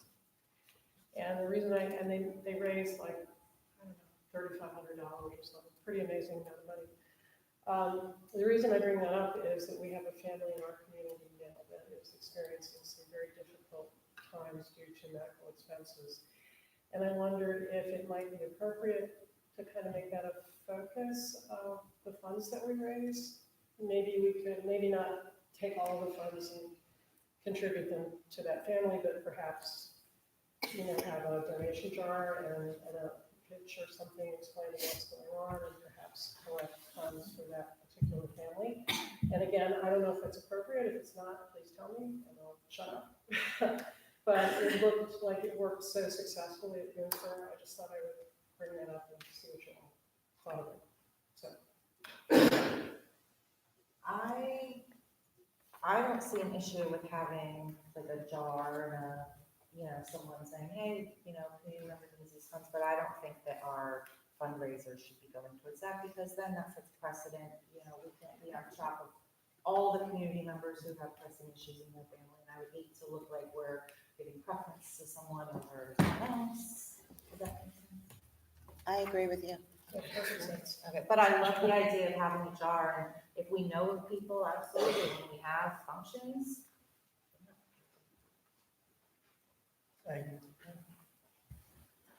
Okay, any other questions about the fundraiser? I had a question, and I think Amy has the same question. Only cost would be custodial. Do we know what we spent last year, or typically? I feel like it's 60, but that might be something else. It's custodial thing always gets controversial. Because I'm told by MMCI that the custodian's here that time working, so why are we paying extra? And then. I have a suggestion. Is there a volunteer that would like to, The custodian isn't here during those hours anymore, so. So it would be extra. It would. maybe there would be a I mean, that volunteer can that come would like out to do when we that make as opposed to paying someone. Say that again? Maybe there's a volunteer that would like to do that instead of paying somebody, is all I'm suggesting. If you have teams, you could have a cleanup team. Jen, remind me, last year, wasn't there an issue that happened in the multipurpose room, that there was some complaints about it? Like, we didn't hire a custodian last year, and then there was, and so that was what made us say, well, then you have to have one for every event. Yeah, and so, I mean, one year we had human fluids that I'm not cleaning. I mean, I love volunteering, I love the town show, that's my hard line, that's my hard, no. I'm totally with you. That kind of volunteer crew, that's wonderful, but I think there was stickiness, and I try to say, like, no Capri Suns and no juice box, water only. Right, but there's only so much you can do, exactly. Fruit snacks, milk, so I think there was something maybe on Monday morning for Miss, something happened, I don't. Right. And so I think it was kind of established that going forward, anytime there's an event outside of school hours, when there's not a custodian on staff already, that we should pay. Normally the going rate is $20 an hour. Do we need 3 hours? Well, they should be here During the event. So in case we have human. Exactly. Right. So, It happens. I mean, with that said, somebody has to reach out to the custodian. I mean, you can approve Yes. pending that, but just make sure that you guys reach out to the custodians and that they're in agreement, and then let me know and we can send them like Do we give out to MMCI? Do I do that? let's talk after. How about that? Okay. Hold on one second. So how much do you normally make at I think we made 800 something. So One year we 60 made- bucks, so 60 One bucks. year we is made right. like 1,200 Okay. for a jar and checks. We did the check writing. Remember we had Oh, yeah.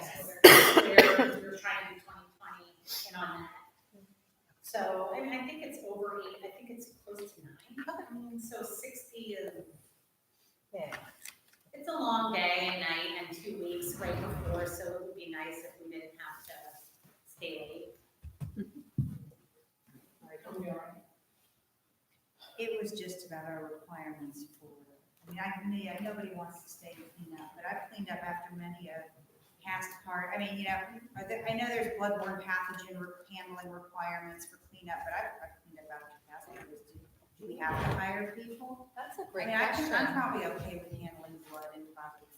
It's like, I'd rather not, but it's not the end of the daughter's world. performing. I mean, my daughter's, I mean, is that another, if is that something we even can allow volunteers to clean up? Not that anybody's has to volunteer. Can you run that, since it's, the talent show is an MMCI activity, and we're off the clock for FCPS, and the building is MMCI's after a certain period of time, I would think it would be optional to hire an FCPS custodian. So another thing you could think of doing is hiring a cleaning service, or having parents do it. So you said that you could probably Yeah, I think have so. a volunteer because it is not, I think so. it's off our plate. Yeah, that's what I'm saying. Yeah, I'm just wondering if that's even an option, because that does seem to be a sticking point. It's for $60. It's your beautiful people. I mean, no, I'm just. But we can approve this thing right now with her to figure out No, how she's if gonna we clean need, it up if we later. need to approve the 60 bucks, we need to approve it. But it'll come out of your funds, you own, Just right? FYI, for the past 3 years, your talent show's brought in around $1,000. I say spend 60 bucks. Yeah. That's my opinion. Yeah, no, it's. It's up to, mostly up to And you. if parents volunteer and then they can't come because somebody's kid's sick, or if they have a last minute, blah, blah, blah, like, I. Jen, do you only need 60 or should we do it for 80? No, 60 is always been Yes, enough. then let's put it in for 60 and let it go. I just wanted to, if we're done with talent show. Oh, no, we're not. No? No. Can I talk after we're done? I have minute I didn't use. Well, community comment. Yeah, is out. community comment is, I'm sorry, we have, No, I just wanted to say something to people that it will be fast. Not one time. Well, I don't think we can open It's the, not about that. okay, It's well, something different. You're like, is it something on the agenda? no. Can Is it you pull one of us aside after the meeting or send an email? Can I just, 30 seconds? Is it about the suggested fundraising? Is it about Is it about the suggested additional fundraising that they talked about at the I know, talent we show? just, no, No? we have an agenda and we kind of have to stick to it, so I'm sorry. Okay, then I'll put somebody. Okay, thank you. Okay, so we're saying $60 for custodial fees to be taken from the proceeds? Yeah. Okay. Are you okay with that?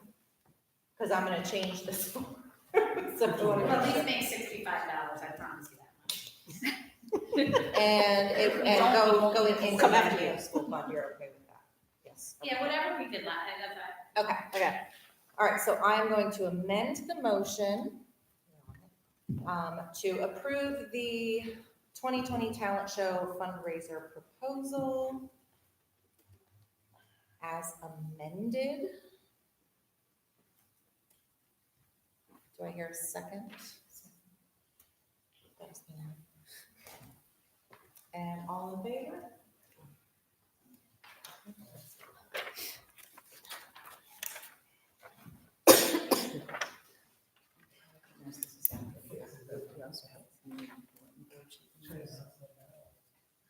Oh, yeah, sorry, Amy just said that we have a community bulletin board you can use, As far as communications go. if you wanted to put something up on a bulletin board. Oh. Yeah, I'm gonna, now that you've approved it, I'm gonna start sending stuff to communications to get. Okay, now we have another motion to approve the film club fundraiser as proposed by fundraising chair Alicia Maldonado. Does anybody have any questions or discussion about that? I do. Sorry, I do too. Go ahead. Wait, hold on, so somebody second? I'll second. Thank you.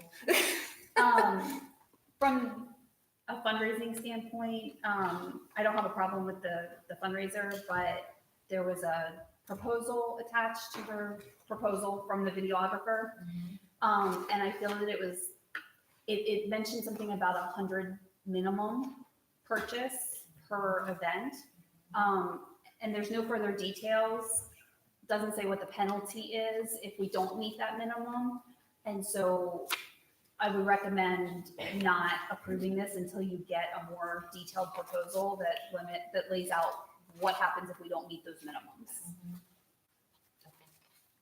I don't know if anyone else looked at this, but I also had an issue with the upfront investment needed. It says funding for services and supplies to come from donations and reimbursement proceeds, but there's no information about what the funding for services and supplies will be. So I would like for us to kick this back to the fundraising committee for clarification on those two items. I'd also like to know that we're allowed to take this show, you know. People just have to sign a a release, video yeah. release. Yeah, I mean, but even by the person who created the show. Yeah, I we mean, get the that's rights. got all that, okay. Oh, yeah.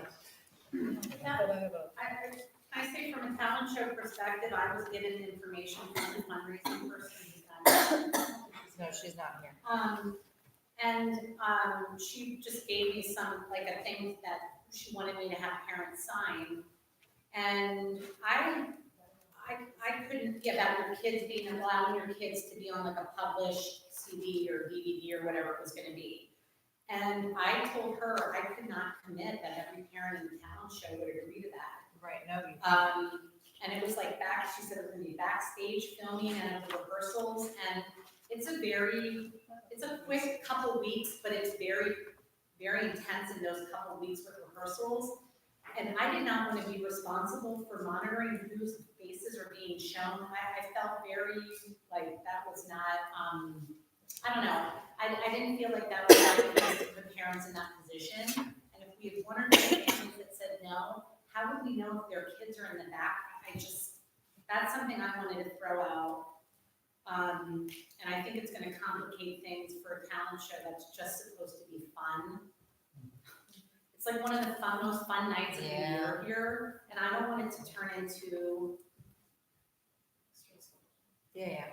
You know what I mean? Yeah. I just don't want it to become like we're compelled, the parents feel compelled, and then I'm worried about who's filmed and. That's all I wanted to throw out there. Can I say, I actually have a real problem with the fundraiser idea for the talent show and hiring a videographer. I have a problem with that because I don't think, I think it's gonna cut into so much of the money that you make from that activity that it will be at best break even. So I don't think it's really worth it from that perspective. Also, I would rather see, because every show we do raw footage of the show. We have a camera in the back. I know I've done it the last couple of times. I'm not a great videographer, but I've done it. So I would rather see the film club students take that raw footage and edit it as a project in the film club. And save us the money. Yeah, and save us the money, and that would be an entirely student-produced, student-run. This is just my opinion, but I just think the idea of spending either the $350 for the one guy or the $450 for Vanya Pettigrew is going to basically wipe out pretty much any money you would make from the fundraiser. It's a talent show. I don't think it needs to be a grand production. We're here to see everybody wants to see the kid on stage. It's fun. The kids get to see each other. It doesn't need to be MVM's Got Talent or anything like that. And that's exactly what I said to Tara. I said, it's a variety, it's a talent show. Yeah. And we are directing the money to a fund, because I mean, what else am I gonna do with it? Like, I mean, we need it to go somewhere if we're making money from it. And I did, yeah, it was starting to feel like, I want it to still be the talent show. I still want it to be like fun, not. It's not about production values, it's about talent. And I think that what you're saying is true, that when you do it with the students, or there is definitely a parent out there that has, I'm a photographer by hobby. If it was still shots I could do it, I'm sure there's someone within the school that would be willing to take a little time and put something together that's just fun. That doesn't have to be, we don't need subtitles and great production values. We just need something to remember the kid's performance by. I don't think we should have to pay for that, to be quite honest with you. Bingo. Clarify some points that. Yes, go ahead. I just want to clarify, first of all, this film club fundraiser wasn't just for the talent show, so it could still be at a later date approved.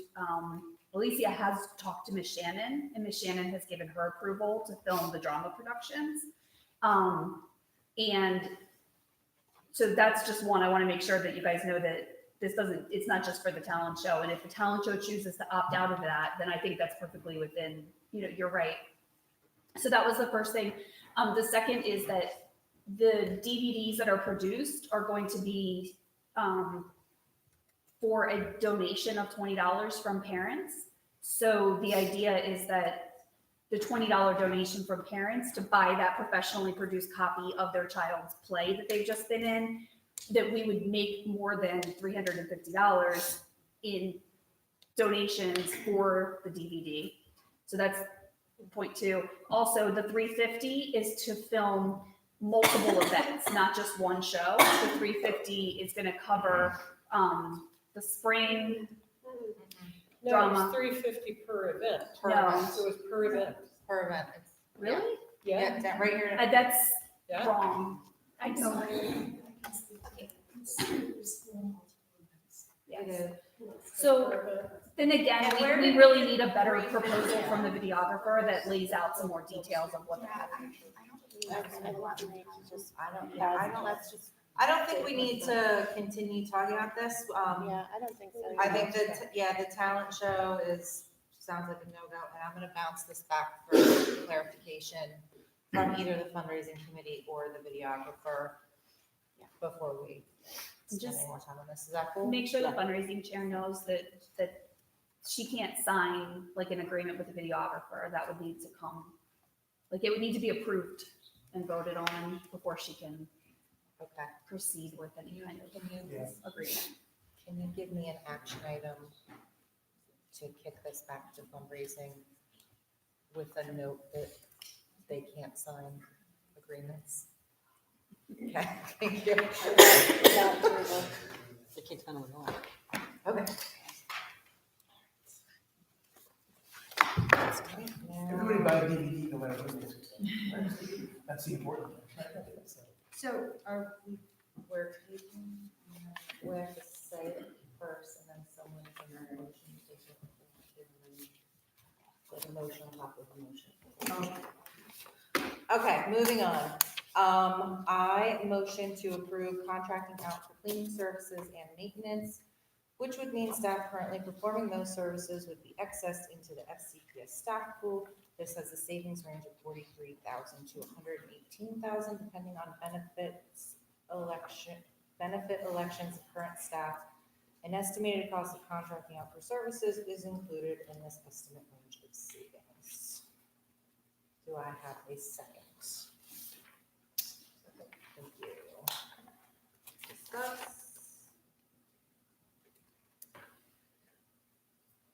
That savings range, does that include the cost of contracting out for cleaning service? Or is that the total of what would be saved and then the cost of cleaning service would come out of that? Is it already included or is it not included? I did not write this, so I'm not aware. Okay. So let me look at.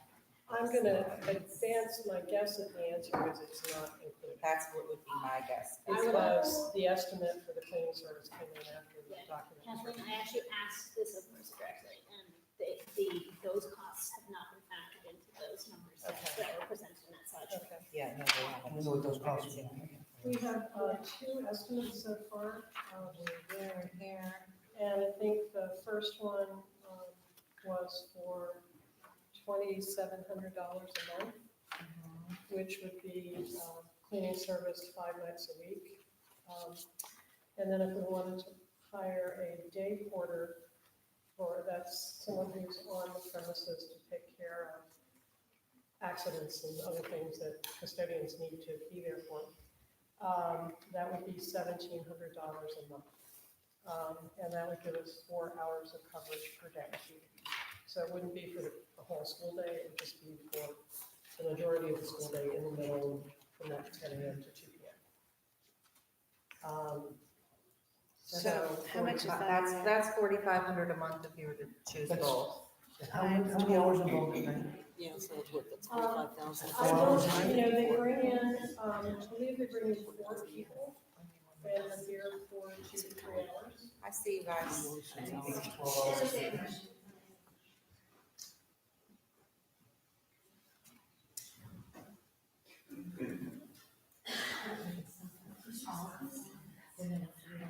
Well, that's what like the do I do that now? Can I motion that we table this vote? I motion that we table this motion? Second. Thank you. Does anybody have discussion on tabling this motion? Did we really discuss it? No. Where, if someone wants to table it.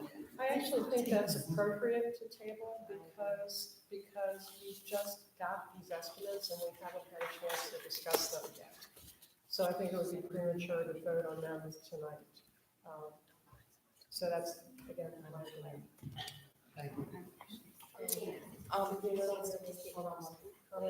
Can I? Yes, you can. Go ahead. Sorry. I just I'll want get to there. say, I know that they wax the floors every year, and I don't know if that's included in any of these quotes. So, Supplies are not included. no, not supplies, actually waxing the floor. I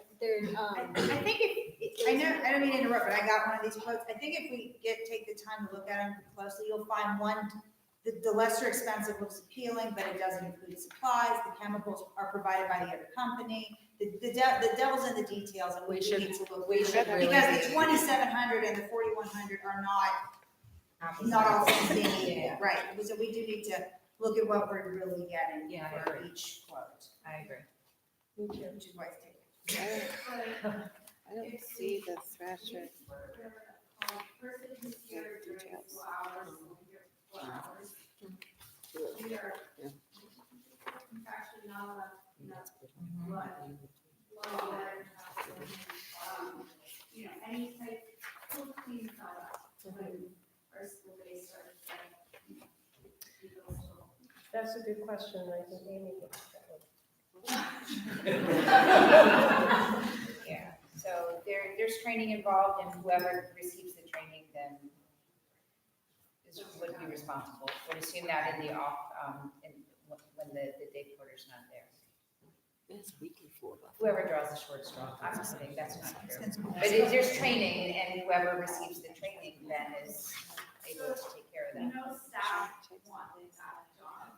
It took David a while, I know. Just say. Realistically. I hear you. I hear you. We can add that in our discussion when we're looking over the proposals. And I don't take it lightly. It comes with training, and I understand totally that, that wouldn't necessarily fall to anyone who's not agreeable. Okay, so can you, before we move on, add an action item for the GC to review the cleaning estimates? And can we get a due date? Is 1 week sufficient enough? Do you guys need 2 weeks?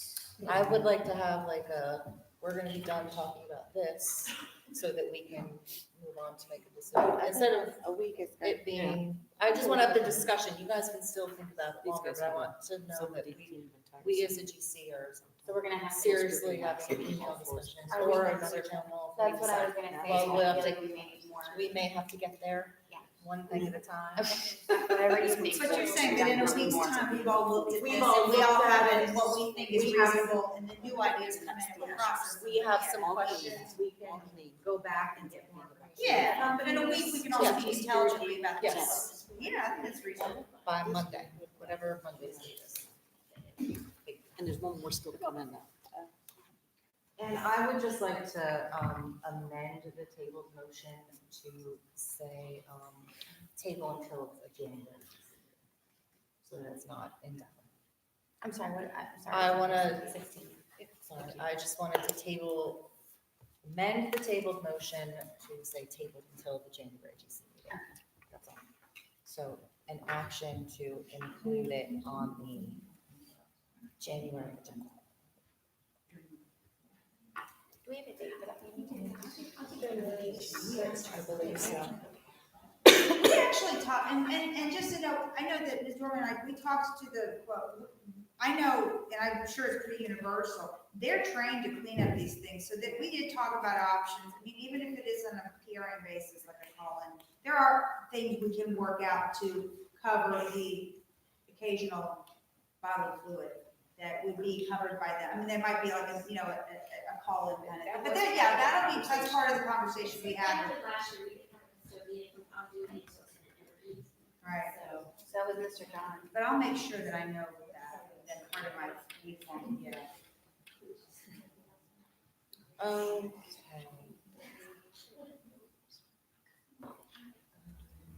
Include this on the agenda. Sorry, guys, I'm trying. I know, but I feel like we're just a hot mess.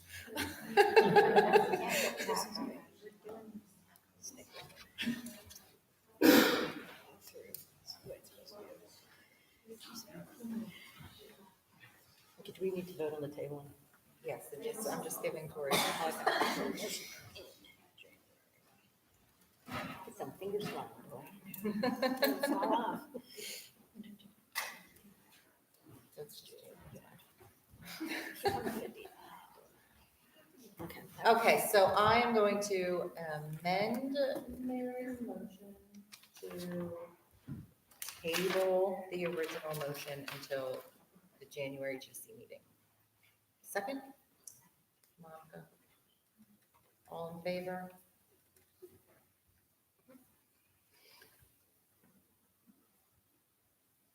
Okay. I motion to approve reducing the number of IAs in the primary classrooms to one full-time IA, which would mean current 0.5 IAs would be accessed into the FCPS staff pool. This has a savings of 20,000 total. Do I hear a second?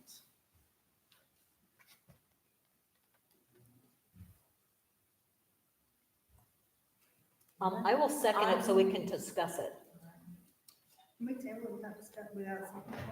Well, I'm not particularly crazy about just the motion. It's just to remove those IAs. I want to see something. I would like to the have restructuring I would of like to have the this. primary. I was gonna say, wherever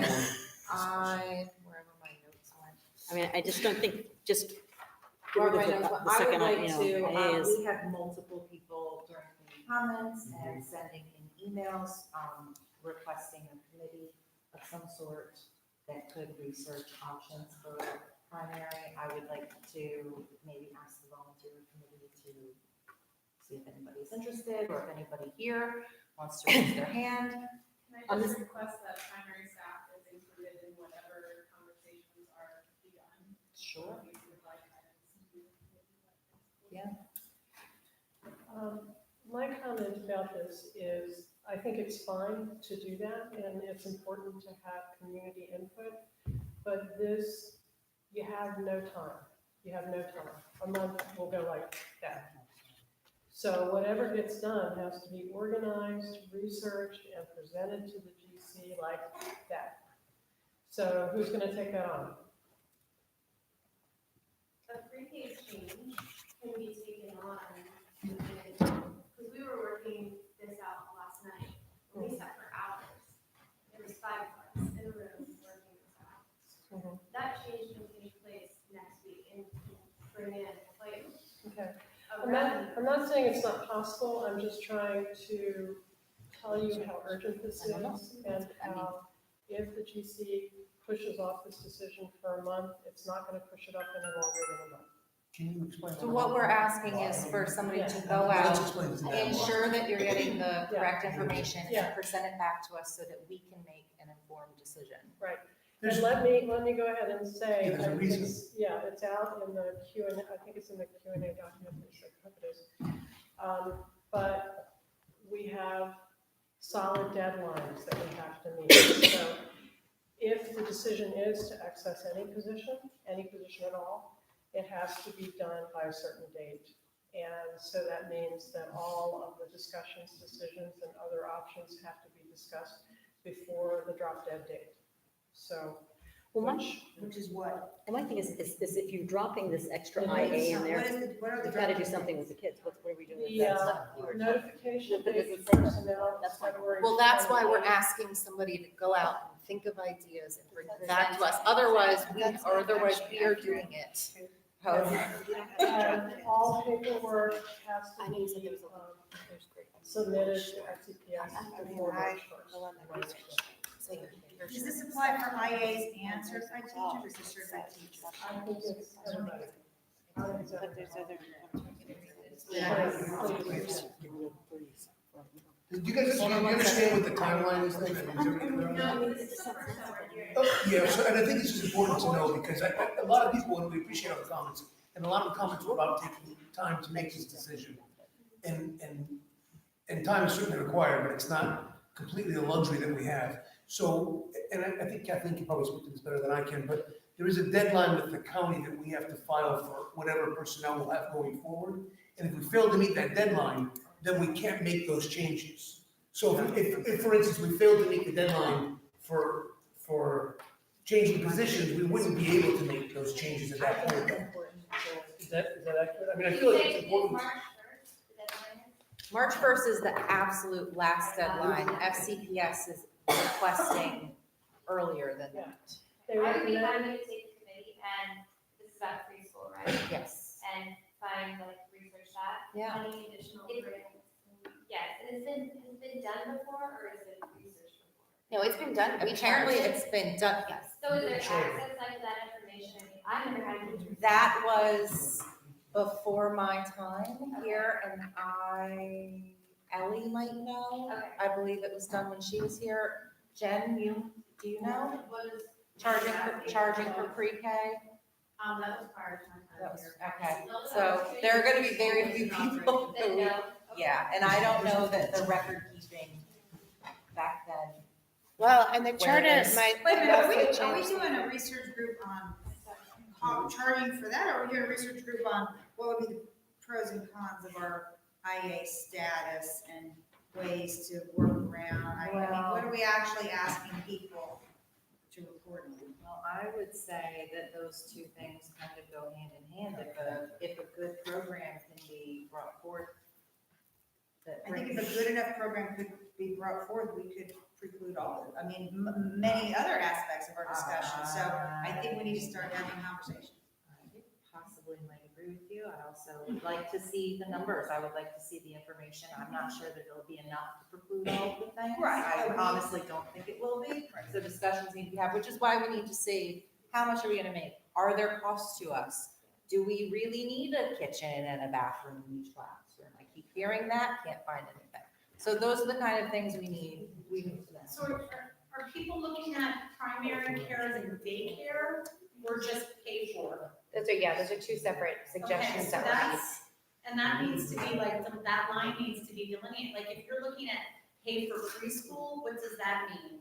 Versus Yes. stay after preschool and have daycare for the rest of the day. Well, pay for preschool is probably gonna be what would require the least program change. That's what I would. Except that Well- that has the lottery implications for Right, kindergarten, right? right, so they would have to Doesn't re-lottery- necessarily mean yes. that's a no-go. Right. But I mean, that's what we need to understand. That's something we have But to. as far as program changes, it would not require any other program changes other than the relottering. But according to someone responded to that question, and there were, you would have to follow all the private preschool costs associated with having a private preschool here. So like, I think you're required to have a bathroom, you're required to meet certain I mean, With all due respect, I don't think any of us knows what like the kitchen. plus I know, the- I'm just saying, Like, somebody we have a answered that preschool here question. now, right? I mean, we have a preschool program here now, right? Yeah. So it can't be impossible to imagine charging, I mean, what are we doing that's different? I mean, so like license, it says MSDE, they license. Yeah, so what are we Okay. doing that's different Right? now? What are we, first, I mean, the first, and like everyone has said, it seems like the first and most obvious step is to charge for what we're already doing. And then perhaps do what we're already doing later in the afternoon. That requires a staff meeting. So small little, what are all the different permutations, what's involved in them all, what's really involved and not what somebody thinks, what are the real requirements? We're doing this program now, we don't have a kitchen, I mean. Yeah. My question and one of the things that I brought forward in the email that I sent you all before the meeting was the implications for the lottery and the timeline for that as well. And I know that you are dealing with crunch in terms of timelines for the county and accessing everything, but doesn't the lottery go live? Yeah, the lottery goes live January 6th. January 6th. So January that's a 6th. whole lot of time to fix that. So then we would have to meet before that then. Yeah. If we were going to. So if we were gonna make any changes to the lottery process, it, again, would have to be done like overnight, you know? And can I ask, do we have the authority to make those changes, or is that something that we have to get the approval from the DO?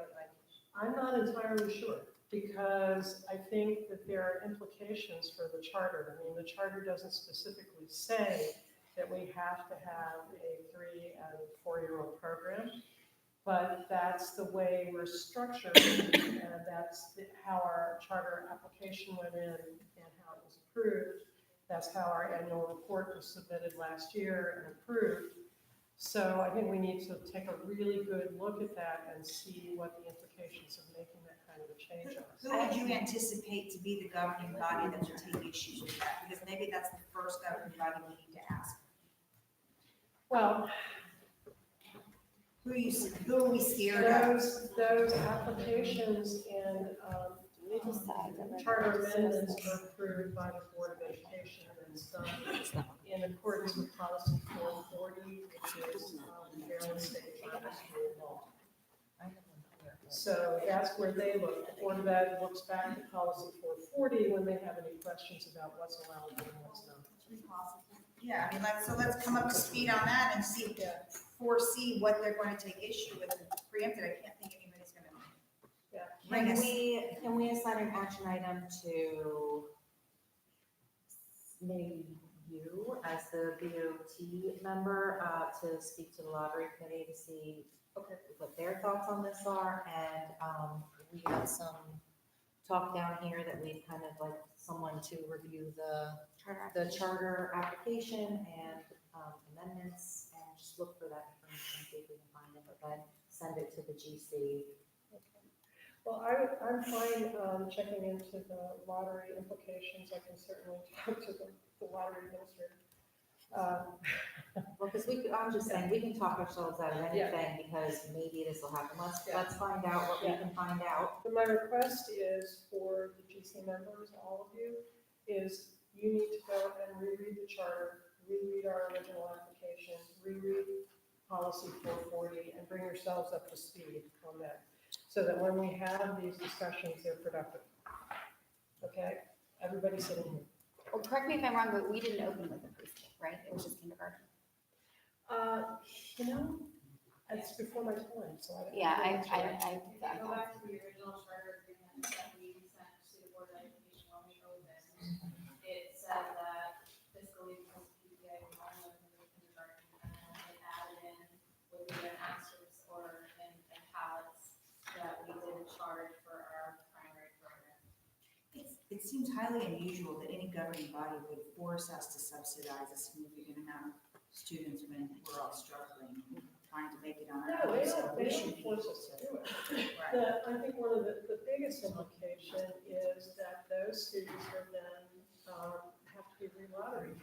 So anyone that doesn't have a sibling in the school very likely will not be able to get a place in the school. You know, now, there'll be exceptions to that, you know, because people do get lucky and get it through the lottery. But if there are 3 and a 4 here and they don't have an older sibling already enrolled in the school, they do not get sibling priority.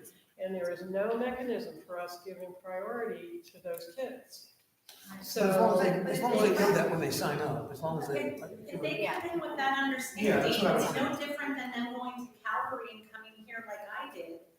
And, you're hearing from teachers, making classrooms bigger, and it's not an option they want to do.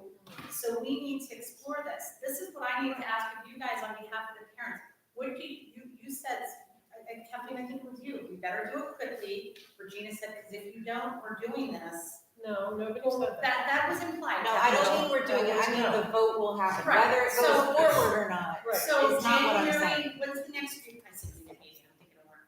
The 6th is the next GC meeting. What do you need from us by then? Well, if Regina just said that the lottery, that if someone said the lottery goes live on January 6th, we can't wait until then for this Yeah. conversation. Can I suggest? If there's a committee of people here tonight that want to form, I know I will personally, I will meet with people and be, like, I'm a liaison, like to facilitate communication. If you can muster up another group, and I mean, I'd be happy to work with any parent group out there, and we can keep the communications open, and I'd be happy to facilitate that. We could do that expeditiously and offer some real thought. Can we find out Into charging for preschool, is that what we're talking Yeah. Anything we need to talk. Well, that's Yes. the. Regarding Yeah, preschool. talking about- Regarding the 3s and 4s. Right now, we're talking about. So are we dipping into preschool program and daycare type situations? Because then that's a licensing thing as well. So there, we need to start looking. Okay, yeah, we need to start looking. I think we should be open to both those possibilities. One or more of them may not be possible. Right now, we're already halfway there, because we have kids those age and those ages are already there. Right. We're half a day there. What we need is a feasibility study. Yeah, and I mean, Is it feasible to do? is it?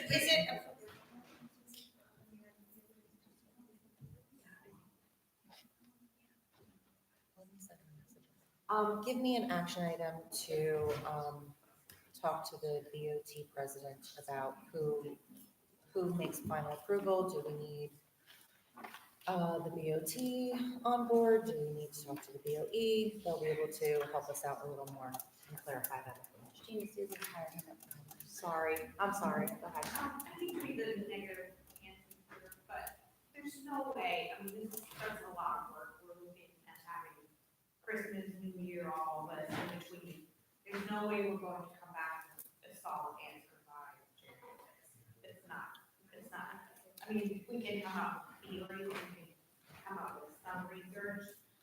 In my comment, and I wrote that was in there, I had actually suggested that we use this upcoming year and this spring, just because the lottery open from January 6th, we use this upcoming spring to develop a preschool program and see if it's feasible to implement in the fall after.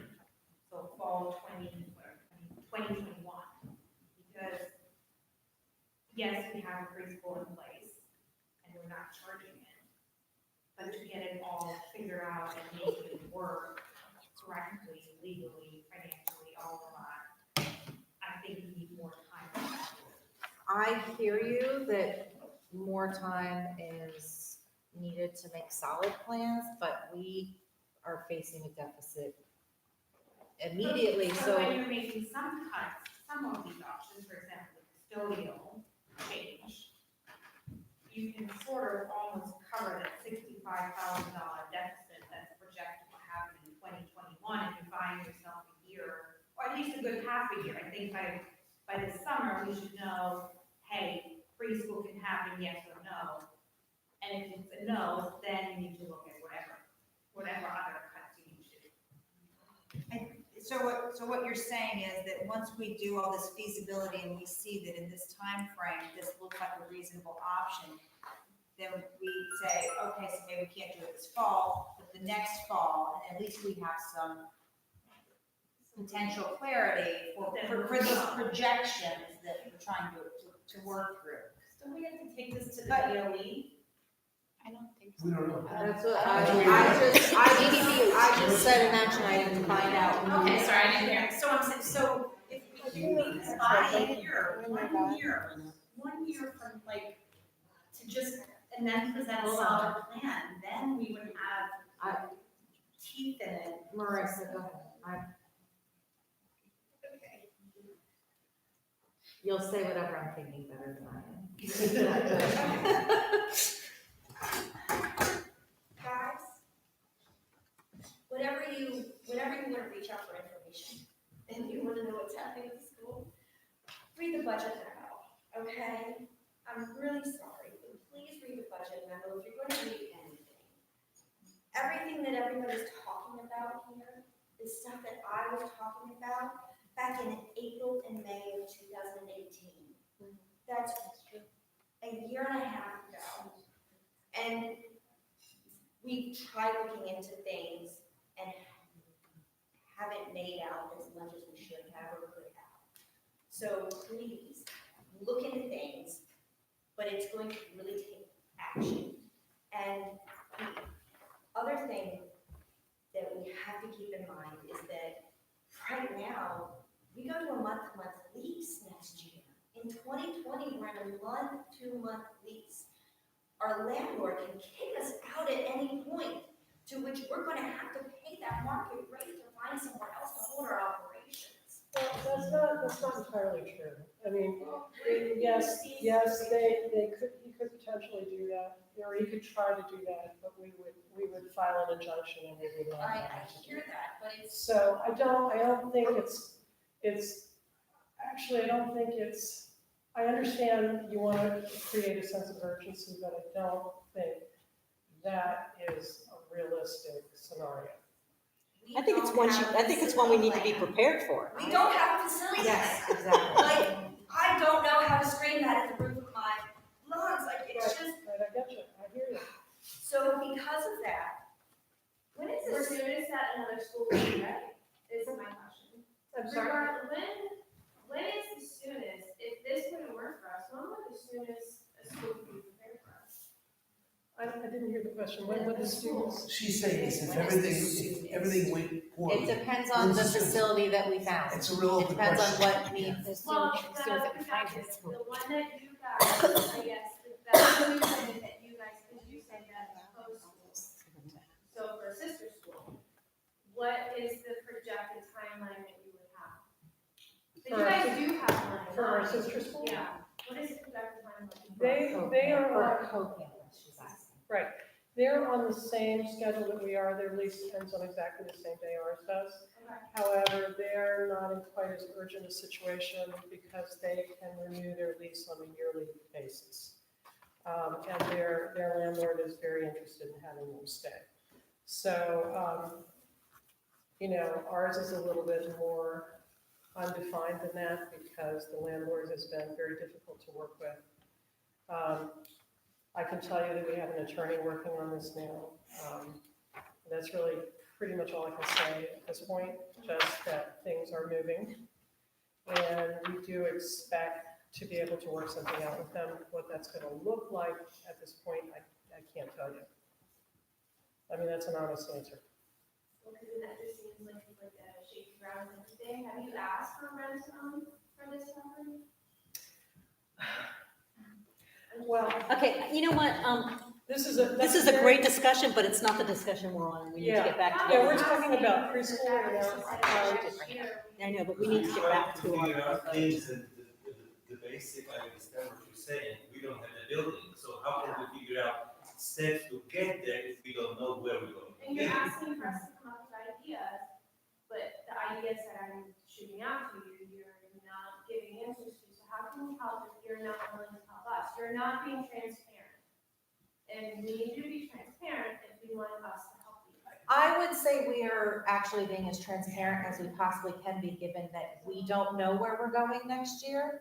We are doing, we have to. Like, where is the timeline for the school to be do you have a lineup if the school isn't in? Do we have a plan, basically? The We plan, are the working on plan, that now. yeah, the plan right now is if we Yeah, don't no. have. The answer's no. The answer honestly is we're working on it, and we've been continuously working on it. We have 2 committees at different levels working to either secure If this we all- building, another building just for us, or a co-campus. We have people trying and trying every avenue that we can try.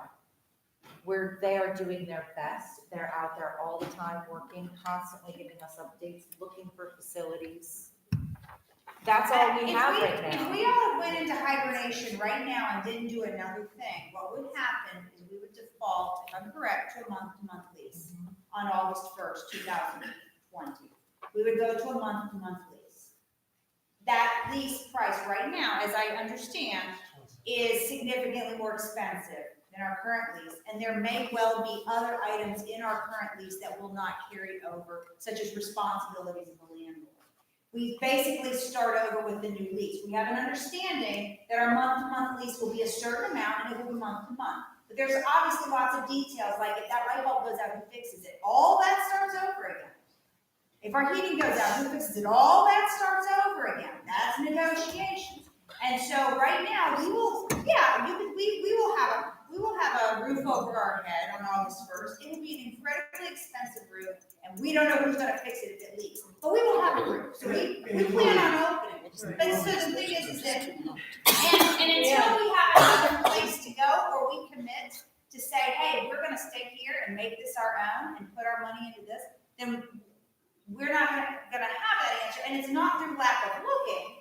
And that is the substance matter of any building search committee or any report. I mean, I can name you off the top of my head 10 properties that I know have been looked at very seriously. The problem is they haven't worked. Yeah. And so that's why, and I'm just speaking personally, this is why I clearly have been, you all know, I read my comment, you know where I stand and what I suggest is a solution is. And I welcome anyone else's solutions, but until that solution has a key to put in our hand, I'm serious. I mean, I really want someone to give me a compelling case against make this. I mean, I'm just saying, but Another thing is, and I just want to make this point, is you have to, the search has been going on, the most recent iteration of the search has been going on for 3 years now. But this search has been attempted since 2005 on a regular basis and has not been successful. And that's not because of the lack of talented people or the lack of properties available. It's the lack of money. And that's still the problem that we face. If you look at our sister school, they're looking for a property. Their search has been going on for a little more than 2 years. They're exactly at 0, just like we are. If you look at Frederick Classical Charter School, their search has been going on for over 2 years. They have more money than we do because they have more PPA students. And their search has yielded 0. So it's not for lack of trying. It's not for lack of talent. It's that this is an almost impossible project. So I hate to put it out that way, but that's the real truth. So we are not going to be homeless. Very likely we will be here for all of next year. Very likely we will be paying more for this space than we are paying now, but we will have a roof over our heads. So that's what I can tell you at this point. If we move to another property, it is going to be significantly more expensive, any other property. So, I think maybe looking at Mary's ideas, it has merit. So that's where we are. That's the best thing she said about my plan so far. The closest I've ever heard. Yes. Ashley, when is the next building search meeting? Okay, well, when we get it on the agenda, come, okay? Because this is the crux of our issue right here. Expensive, real estate's expensive, and we can't afford it with our current income. And so we need to what? The board trustees level of the facility group met this past week. Okay. And we're discussing the places that Kathleen has mentioned, as well as others, and how we go about doing that in a proper function for the realtor. Because being a parent volunteer agreements with realtors or anything like that, that has to go up the chain to the board of trustees, because ultimately they hold all the contracts, they hold the mortgage, they hold the debt. So we are attempting, we have reached out to people, we are working on it, and we do put it in like the e-news for when the upcoming building search meeting. And there is no lack of transparency. You're welcome to come to any of these meetings, get up to speed with what we're doing. Your participation is welcome. We always need help. So, you know, that's all I can Now, say. are there BOT facility meetings that we can come to, or is it, and all, it's the GC level committee meetings? It's the that are GC open? level committee. Okay, so that's the ones. Ashley, can I ask, just out of curiosity, have the recent building search conversations at all included Mary's suggestion about the Dill? Okay. I was just curious if that had already been. But please, let's get that, please, I mean, really, please just come to, you don't have to come to all of them, but come, and just let's open this dialogue when everybody's on, we all sit in the same room and talk. And bring a friend. Yeah, and because there, and you also need to hear this information firsthand, okay? And you can read reports. You need to hear this firsthand as it's being discussed in real time. And the other thing is, the parent volunteers that are all doing this, we need more people with expertise in various, subject matters, real estate, law, contracts. I mean, it's like, this is the thing, we have one or two people who know how to do this stuff, and that's it. And so we're all kind of bound by what they are doing. It's a lot of responsibility for them. So, I mean, if you guys know people that are like, or if there's parents in the community, or HVAC specialists, or code enforcement, and like, we need those people on board now, and it can't just always be the same couple parents. Because you gotta spread it, you gotta spread it out. So if you know real estate law, commercial real estate people, anything, like, please. And a lot of those parents are nearing their end of their years. Yeah, I think if nothing else, that we definitely need more involvement. And I'm a friend of Ed, so I don't really have a horse in the race. I don't have a kid here. I've never had a kid here. That's part of the idea behind this position. And I can tell you that I'm kind of the new guy. When I first started, I thought things were going to be much simpler, and the complexity of the issues for me has been amazing. When we talk about building plans and not knowing what we're doing, it seems like we should maybe, but it's so much more complex than that. But the one thing I will say is that one of the conversations that we often have on the board is ways to try to be more transparent and ways to try to be able to communicate more effectively. And this is a good start, having this many people here. I know in the 2 years that I've been coming to the meetings, it has been the same handful of people that have been there, and that's been it. And I know from past experience with my own kids in our schools, that it's always a small amount of volunteers that do all the work, and that's a luxury that a lot of schools have, but that is not a luxury that this school has any longer. If this ship is gonna get turned correctly, it's gonna take a lot more involvement from a lot more people. And this is a great start here. And it's funny because as we were walking in for the board, I heard one board member say, well, there's hardly anybody here. And I heard another board member say, I can't believe how many people are here. So that just tells you how even amongst us, the expectations are different. But regardless of how we go forward and what difficult decisions have to be made, more people have to be more involved so that we can have a higher level of dissemination of knowledge, and then we can have more people involved in the decisions and more people doing research that give us information that will allow us to make better decisions.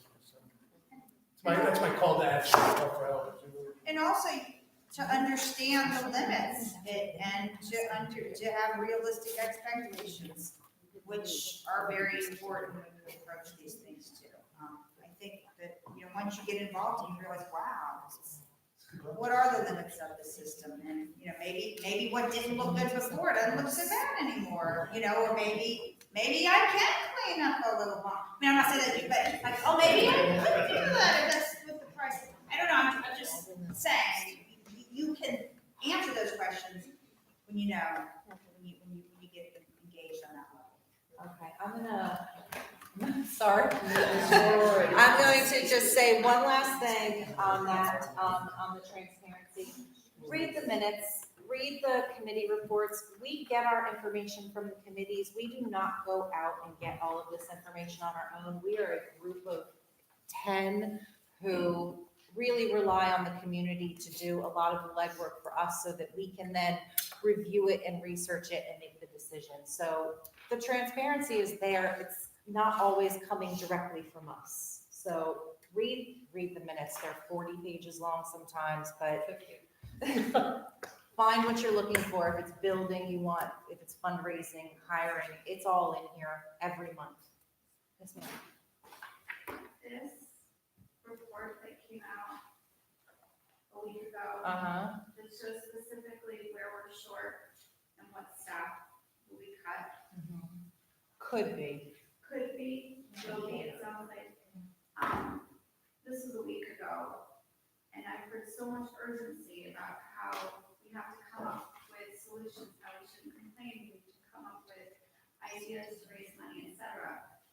But regardless of how much information was in 50-page documents somewhere, staff at our school, parents at our school, had no idea that lower L, that primary, that upper L, that middle school was losing staff next year. So if this kind of information could be shared, we get more involvement, we get more people showing up. This was not something that most people were aware of until. I hear you, I really do, but in our meetings, I've been on this GC for 3.5 years now, I think. And in many of our budget reports, we need to start making cuts. When are we gonna start talking about making cuts? It's been discussed many times, and so when. We're gonna be downsizing lower L classrooms. So what we did was we had our budget meetings and we saw how dire it was, and so we met and came up with ideas that we thought were feasible, and then we brought them to you and said, this is what we think is feasible, we want you aware, do you have ideas, we're gonna vote on it. That's how, well, right now we're talking about tabling it until next month. So I am not the person who, we talked as a group and it was decided town hall, this meeting, as a group. And believe me, this has been agonizing. Nobody up here wants to be making this decision in any way, shape, or form. It's just, we're talking about the survival of the school. And if the choice is reducing some staff now or having everyone lose their job in 3 years, the choice is pretty clear. So, I'm not talking about the best choices, but I have had so many people tell me, if you just paid more attention, you would know. But it doesn't sound like anyone had put on paper numbers that showed how our school would be, specifically affected until a week ago. And then we had a week to come up with ideas. And even if we table the discussion until next month, it's too late because the lottery opens on the same day as the next meeting.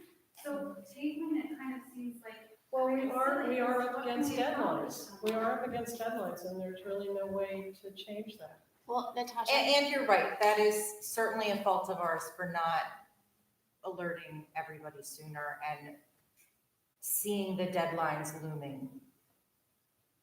We should have seen it sooner, you're correct. And it's not being irresponsible, it's that this has taken an enormous amount of discussion and work behind the scenes and thought about what can we do? What can we do? And this is the best that we could come up with. And what we're asking you guys is look at the best that we can come up with and give us your ideas. And if there's anything in there that's workable, we will run with it. Well, I think first, your point, Natasha, about the 6th is true, and it's something that we just set up here a few minutes ago. So if we are looking at charging at preschool for next year, if that is an option that we are seriously considering GC, then we have to meet before the 6th. So, no question. Yes, ma'am. So I come to almost every meeting, and even someone who comes all the GC meetings. Tonight I was late, but most of the time, I mean, I'm on the building search committee, I'm on hire committee, and I had never heard of these proposals before, so they weren't discussed. I can say that, not in public, the options that were brought to us at that meeting had not been discussed ever at the meeting that I was in. You are correct. Yes, so people who even went to all the meetings were blindsided by those options. In addition to that, I believe bylaw changes from November 2017, there was a bylaw change in section 4.08 that says that any votes on changes to the charter agreement or the charter itself have to be given to the community no less than 5 business days prior to that vote. We were not given these changes 5 business days prior to the vote. This isn't a charter change. This is not a charter change. We're talking about a program change. And program descriptions are not, they're not described in the charter. We actually have a relatively limited subset of things that we have to follow in the charter. One is class size, but it doesn't say in there that you have to have 4 lower L and 4 upper L classrooms. Right, but my versus question 3. was going to class size. That was my question. We might have already addressed this because I missed the beginning of the meeting. But the reason I'm asking this question is because at the first meeting on Monday, I asked about class size because in our original, in the charter agreement that I had, it was a maximum of 25 students, and Ellie said that I was working from an outdated charter, and I found a new charter that has the 30 max students in it. And for the past week, I have been scouring every document that I can find on the MCI page, on our school page, and I cannot find where it shows that we voted to increase it. And I've gone through past minutes, and so I'm voted on asking, at the annual meeting.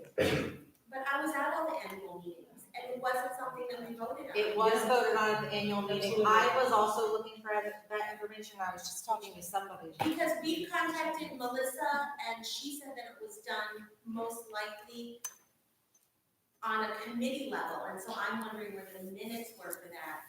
Or I mean, on the GC or BOT level. So we're wondering where the minutes are for that change, because we don't remember it.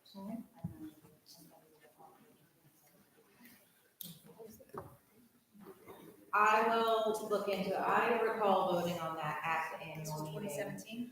I remember, 2017. I remember particularly voting against it.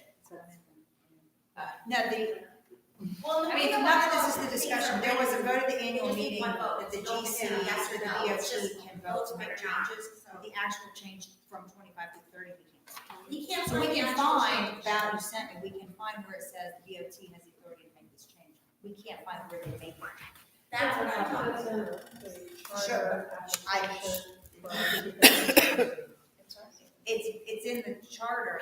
But that's what I I'm don't see saying, where it as changes. a charter renewal, for that change to have happened, for it to have gone into the charter renewal and been agreed upon by the Board of Ed, the community was supposed to have been given 5 business days. When we're gonna meet again. Advance notice that the DOT was even considering putting that in the application, and we never got that.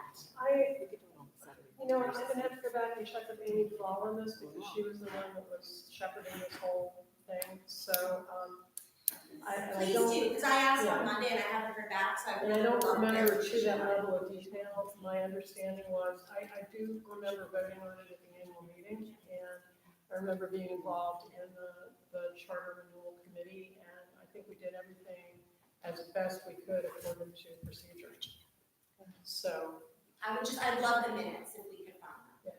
Kathleen, just to give some background, that change was made in, to coincide with the increase of the students in primary classes.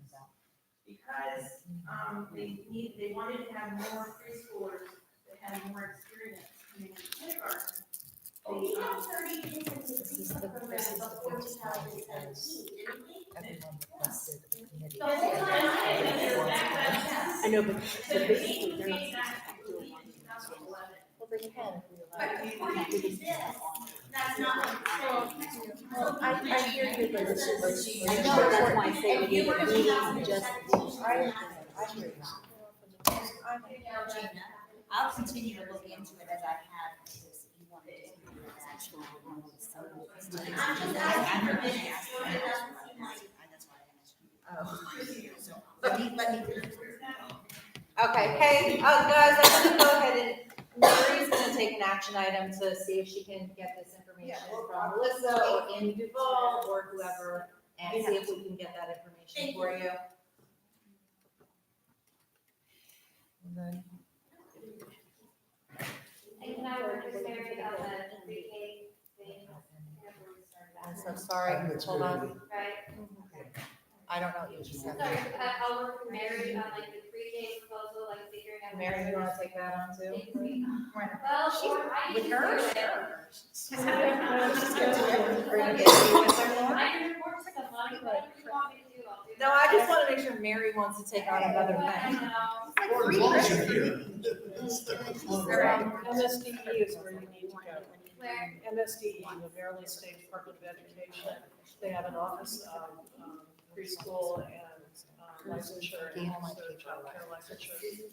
Lauren, I can help you. Contact numbers there, including call. I will work with Madam. Okay, thank you. And, I'm sorry. Yes. I just read it. Just remember that there's actually one, some primary staff involved. Yes, in that. for sure. They have a lot of knowledge on continuing experience.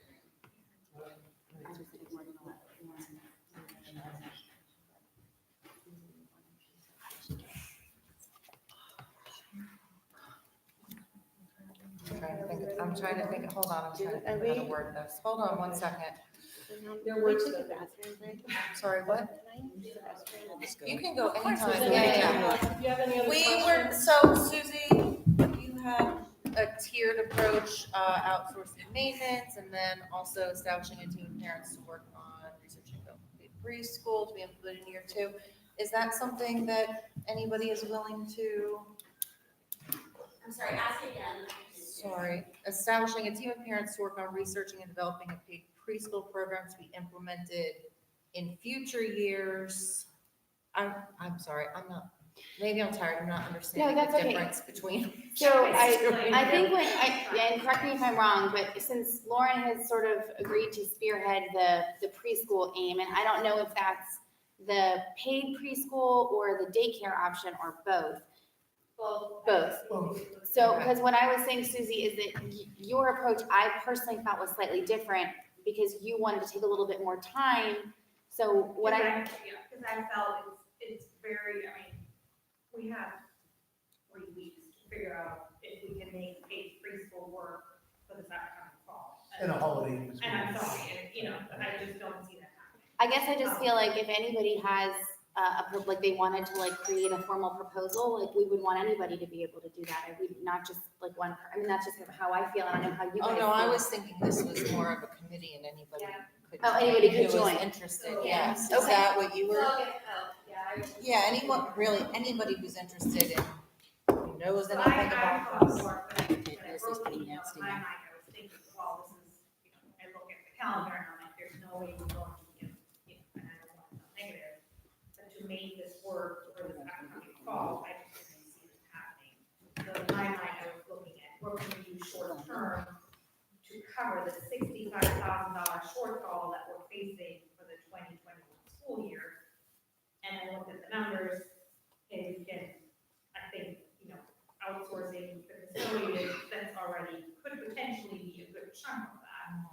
And then give us another, you know, give us the next couple of months to make preschool work for the 2021 school year, for the following fall. Because really, in hindsight, when I look for preschool for my children, you start looking in January and February, you're going to all these household houses.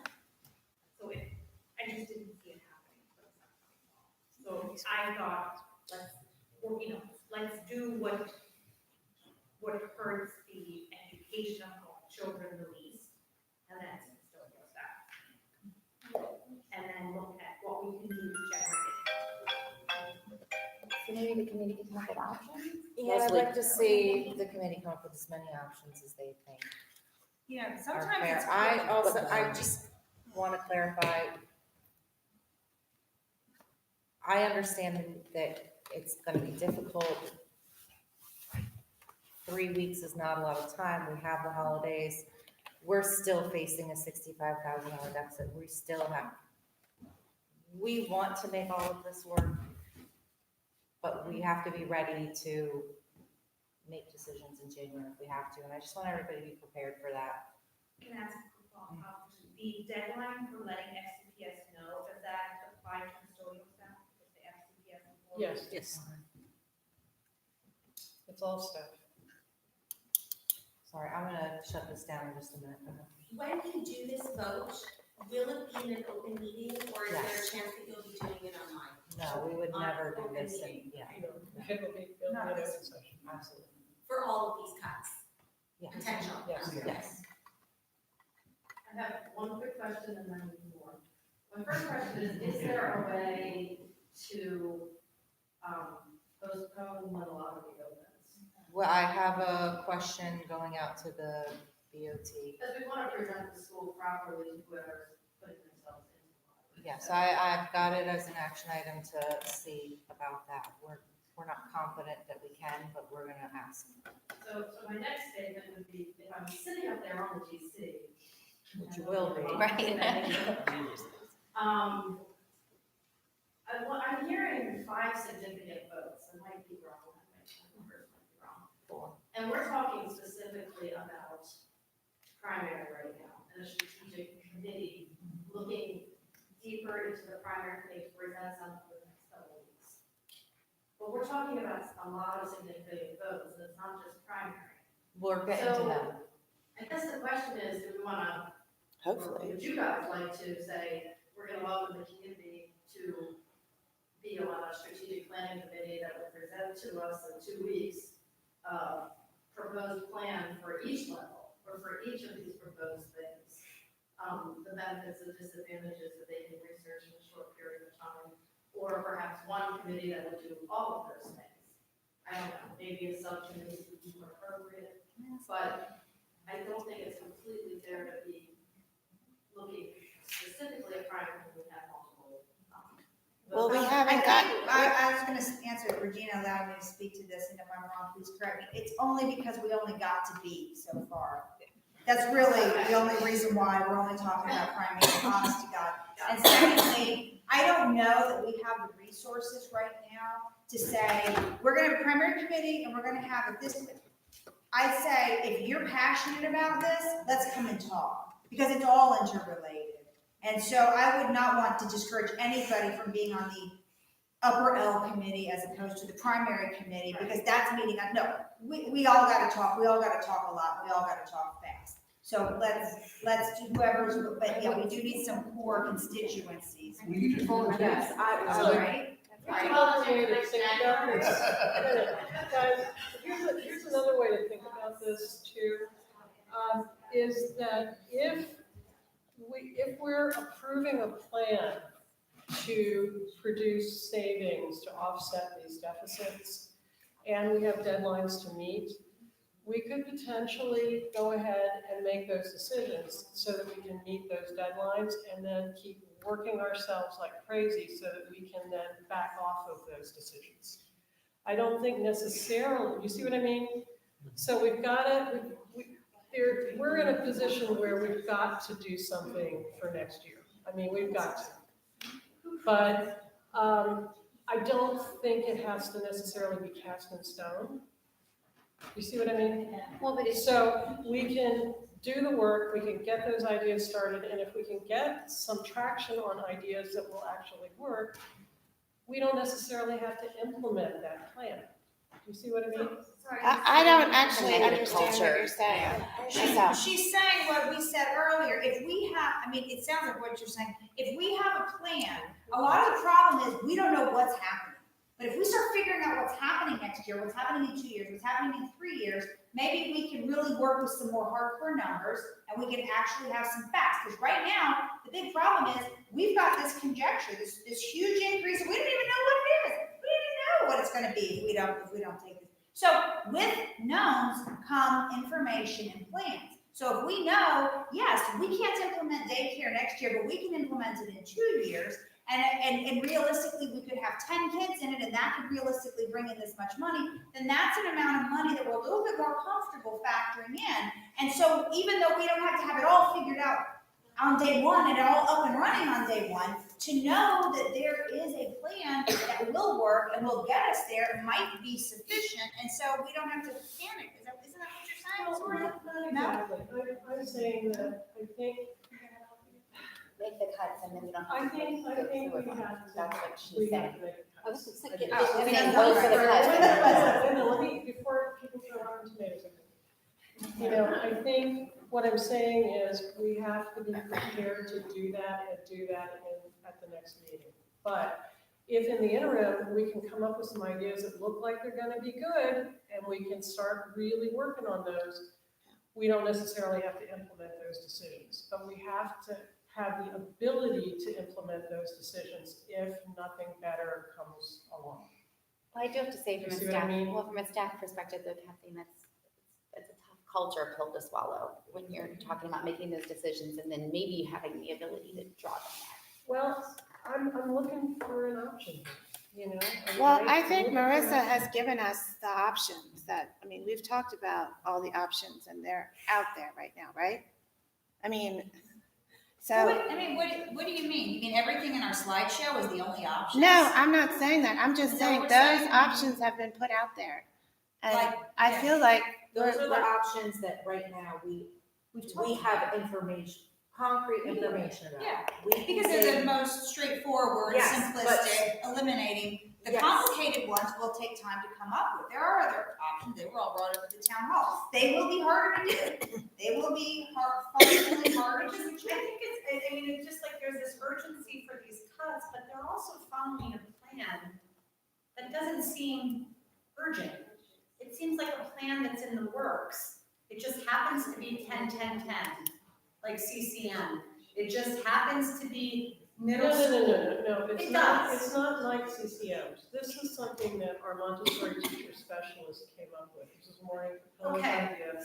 Nancy backed it, and we made the appropriate changes in the charter to allow us to move to that model. Well, So it's unfair for you to say what you're saying. Well, what I'm saying is, it's still a plan. So, I mean, it's like, is it urgent? Are we doing it because it's an emergency, or are we doing it because it's part of the plan? We're doing it because it's an emergency. It's an If there- emergency. I will We are tell in you, crisis. I will tell you straight up, if there's a plan, I haven't been told about it. Anybody else? Anybody know about the plan? I don't know the plan. I don't know what, So I'm doing this because all I it's an know is that emergency. we don't have enough money to pay the bills. is what I'm- I would like to say, these have to be kept separate because they are not necessarily in conjunction with And each are other. these people? If we make one decision, it doesn't mean we're making 4 decisions. So we want to keep them separate. The preschool discussion is going to be longer because it's revenue producing potentially. That's huge for us. We need that. So yeah, we should be spending the time talking about this one more. Absolutely. Anything that we can do before January, I want to do. I don't want to be having this discussion. Nobody up here does. We're not happy about this. It's not a plan. I promise you. It is not. And there have not been any decisions made. Not a So, single one. Not a single one. And what keeps going through my head, and I asked last week, and I know, you're talking, we keep saying positions, and there are positions, but how do we determine that what positions go, like, is We one that do makes the not. most money? We don't. We The do G- not. The GC You votes. don't, we don't. That's right, the GC votes on positions, not people.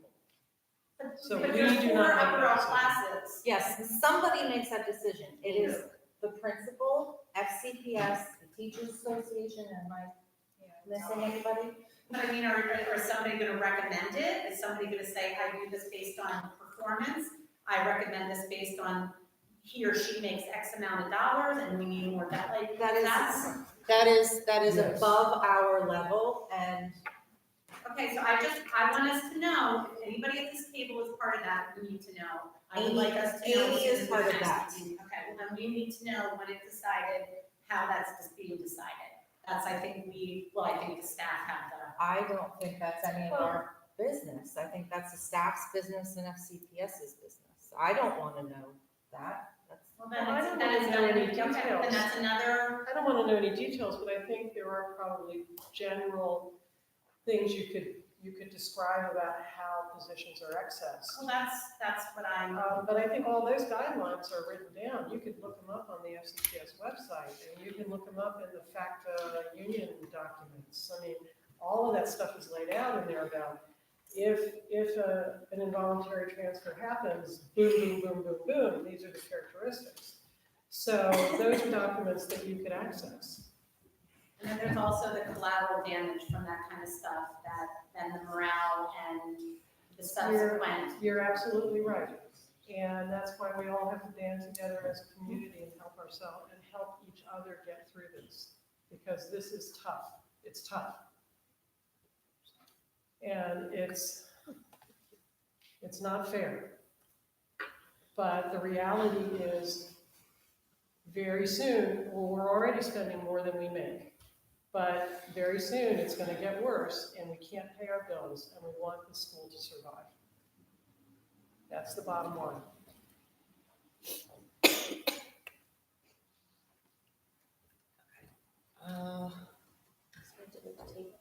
Yeah, we're gonna, first things, we're going back to, we're gonna motion to table the vote to reduce the number of IEs in primary classrooms. Second? Amy seconds. All in favor? Unanimous.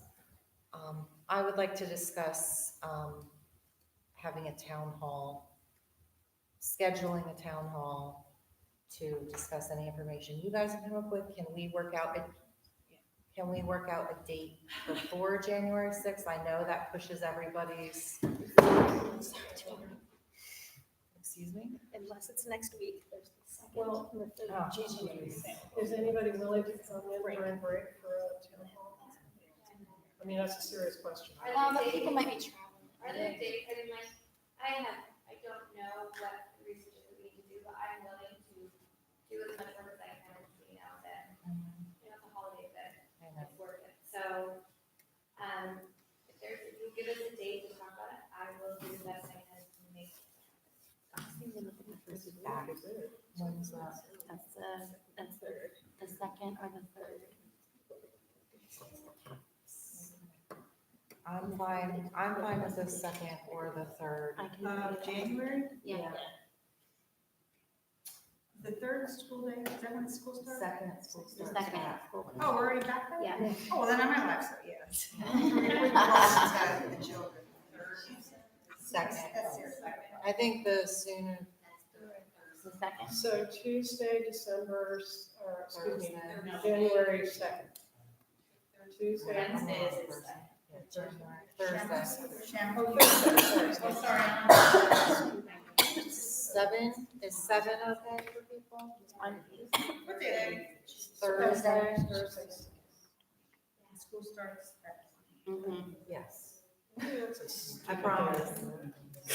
That's the day we always come back. So it's 7, 6:30, 7 o'clock. Anybody? 7? All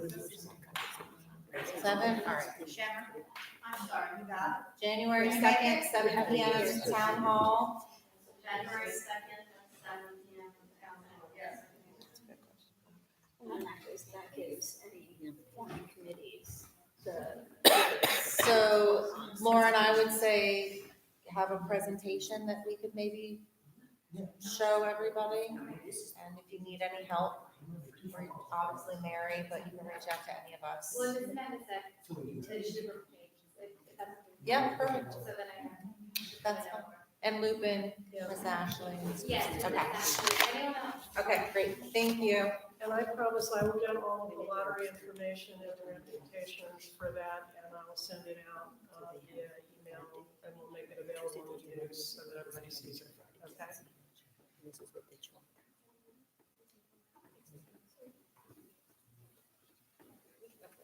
Yes. Amy, sorry, she's asking you a second. One of the sheets. Can you give us an action? to do that? And we will try to, we'll work with you also in the interim to get an agenda going for that so that we kind of know what to expect, that we can send to the community. Okay, back to business. Two more, guys. I motion to approve reducing the number of classrooms in lower L and upper L from 4 to 3 using a 10-10-10 student ratio model, which would mean 2 teachers and 2 IAs would be accessed into the FCPS staff pool. This has a savings range of $240,000 to $304,000, depending on benefit elections, and current staff. Do I hear a second? Somebody second, and then somebody. Need a second? I'll second. Thank you. Kevin seconds. Somebody wants to table it? I motion to table this discussion until January. Thank you. Does anybody have an issue with motion? Anybody second that tabling motion? I second the table. Thank you. Kathleen seconds the table. Do we have any action items, any more information we need on that we could be looking for? Anybody that we heard from the community? I think the only 2 things that we needed more information on were the possibility of purchasing the building and any revenue generating options from primary, be it afternoon childcare or charging for. But I mean specific to upper I L and lower don't L. think so. I think it was just those things from the document. Okay. All right, all in favor of tabling the motion till January? Aye. Mary? Thank you. Did you? Okay, unanimous. Who? Oh, I'm sorry, go ahead. That motion is to have all the numbers been worked out to ensure that if we went to that model, that every student is already in lower L and upper L with the last space. Yeah, let me talk about that a little bit. The way we would accomplish rebalancing, right now, each level, I'm sorry, you don't want me to go there? No, I'm sure. Okay, sorry. Right now, we have 95 students in lower elementary and 95 students in upper elementary, spread over the 4 classes at each level. If we move to 3 classes at each level, we would have to rebalance the population to 90 students at each level. So there'd be 30 in each classroom, total of 90 lower L, total of 90 upper L. We would do that through offering fewer seats through the lottery. And we've analyzed the lottery and the wait list and how many positions are offered in typical years. And there's enough room to be able to do that and still accept some new students from the outside. So that's how it would be done, is you would do it through offering fewer available spots in the lottery. And that way, everyone who's still here would move forward. So what you're saying is on any given year, more than 5 students from upper L and from lower L don't come back and they're Correct. replaced by the The lottery. average is about 11 at both levels.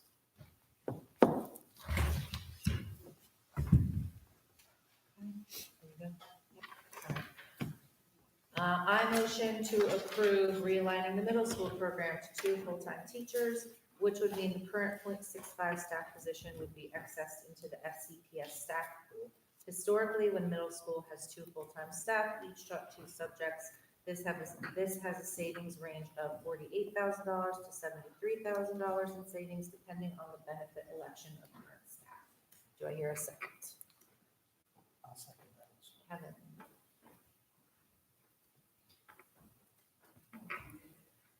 Did we discuss now or table it? I would like to move to, do you want to table it or discuss it? I think we take one. Well, we've tabled everything else. I think we ought to be consistent. I hate this first motion, somebody else needs to table. Well, it's been seconded and no one's seconded my table. There will be some point when you talk. We can do both.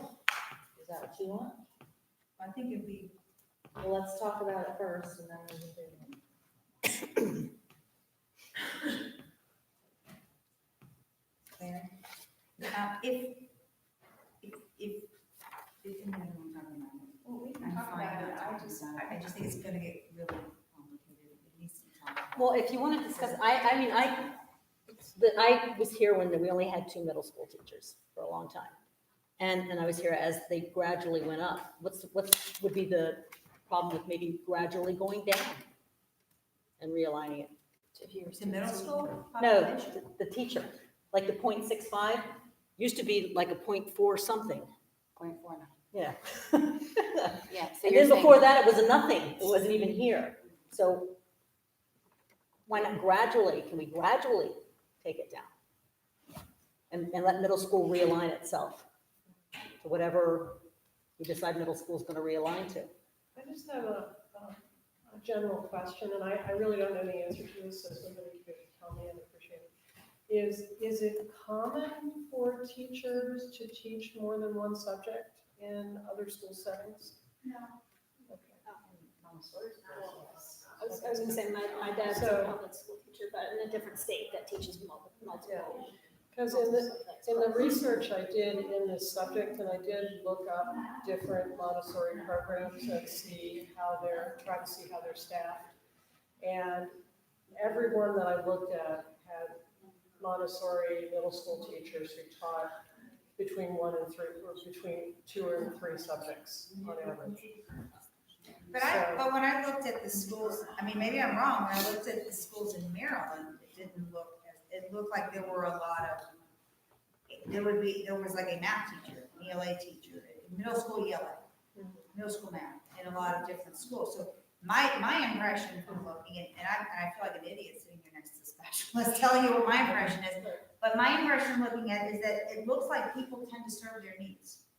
And you'll see all kinds of programs designed probably to suit the needs of that school. And I have to say, I did not actually look at programs in Maryland. That's all I did. I looked at other states. Yeah, so if you read my, Okay. it's in there. Can I say something really quick?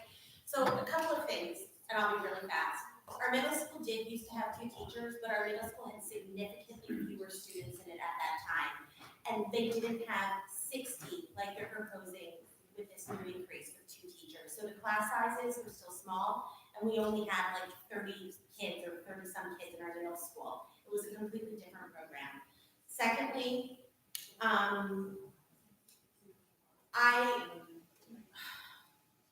if we get rid of an ELA, the ELA slot, that 0.65, the staff we have in currently don't teach English. So that would require replacing other staff as well in the program, which scares the pants off of me as a parent with middle school age children and lower level kids. And then there was one other thing that I wanted.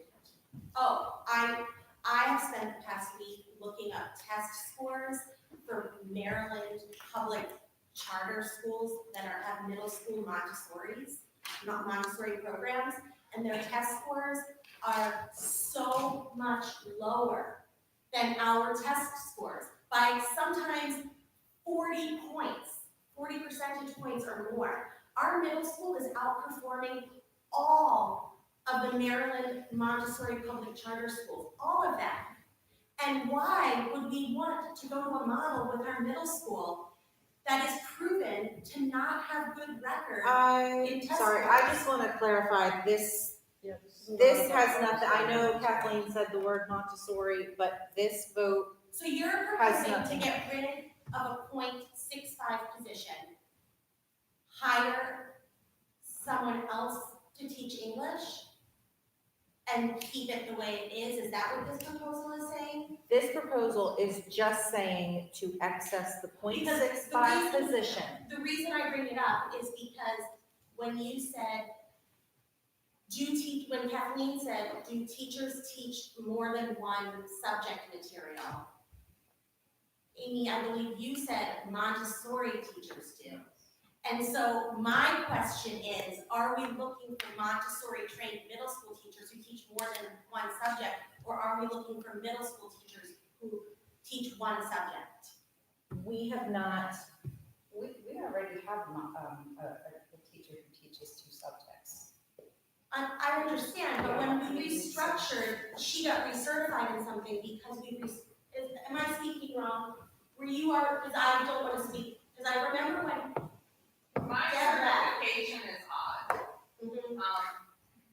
Because I originally taught in elementary. Right. So, and I actually have multiple certifications. So I'm certified to teach pre-K through 8th grade in all subject areas.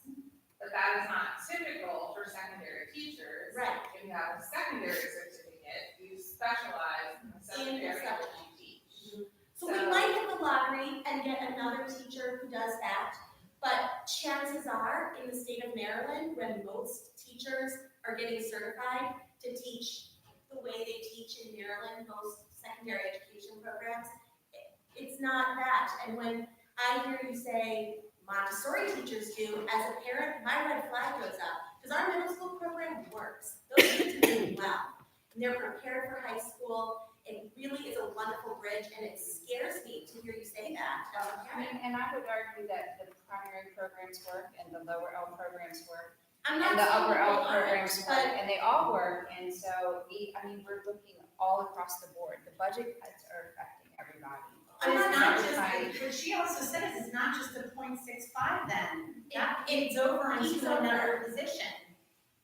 And that's something that we're not talking about, Yeah, which it's not. kind of is alarming. And when you say not Montessori teachers, then to me, as a parent, what I'm hearing is the model is to go down to 2 teachers who are certified in multiple things, like Montessori teachers, and then our middle school program can then, in time, morph into a middle school program. And the data shows we're outperforming Montessori middle schools. And I would like to know what's different about us and other public Montessori middle schools that are Montessori in Maryland. The data I can give you, there's a chart, there's a wonderful chart. I still think, I think Regina was right, is we're not talking about going to Montessori Middle School, we're talking But I about. feel like Hold on, let me speak for myself. Hold on, let me speak. Okay.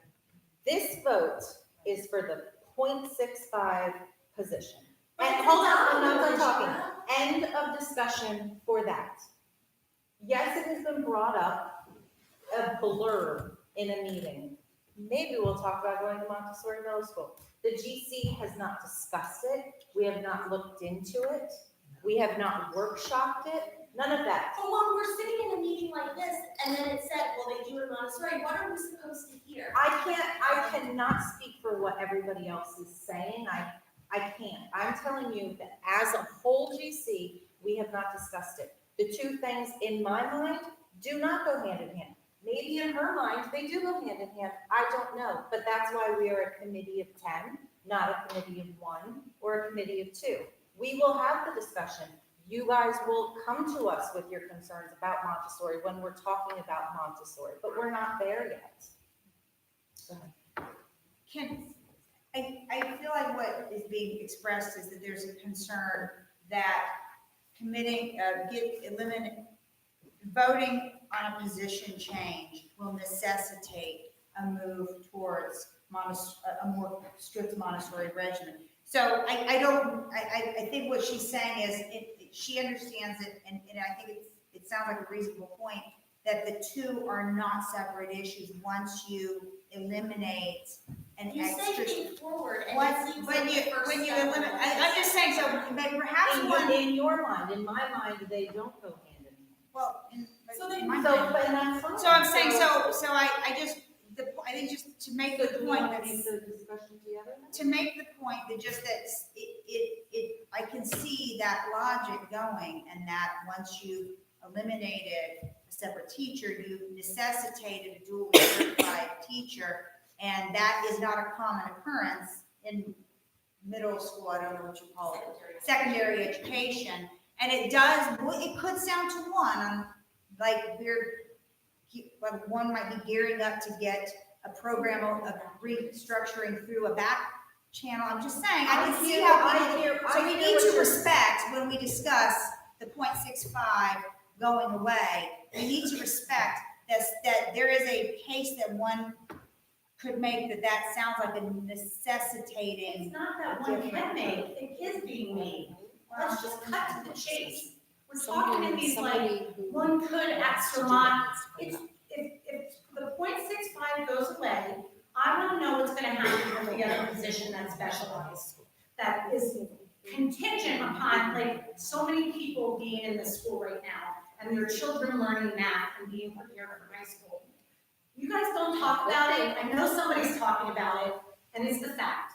The Well, I have been 0.65 talking affects about it, everybody. and I've been talking about it with the teachers, but those are personnel discussions, and they're private. But there's And if 60 they want to students. stand and speak about it, they can, but it's not my position to share confidential information that I'm having with the teachers. I don't want you to share Right, and confidential so- information, but to just say it's a 0.65 is not honest. It's not, I'm sorry. And Regina, I'm not saying that that's your doing, I'm not. And I'm not putting words into your mouth, into your lap. I'm saying you can't look at this 0.65 and say that's in a vacuum. There is another position that will directly be affected. Well, And yes, and the lower L's are one, and the upper L's, maybe all of them combined are why we're doing so well. So why are we changing all this? You know, I mean, that's. Because we're broke, yeah, we have to. The bottom line is they come up with a solution how to find the money to survive. And we can discuss that what we have is good. Having another 10 teachers would be great, but we don't have money for it, right? So what can we do to survive another year? I understand what you're saying. I'm a parent, I have kids here, and I would love to have more teachers. I love Natasha, I love Miss Kali. I mean, I love the instructors here, but that's the reality. There's no money. And the other thing too, and we've said this several times, but I think it bears saying again, is the whole group of us came up with these options. So, you know, I mean, it isn't just one or two people like engineering us to go in a particular direction. The whole group of us did this. And we don't know what the final solution or what the final decision is going to be, which is why we're here talking to you. So.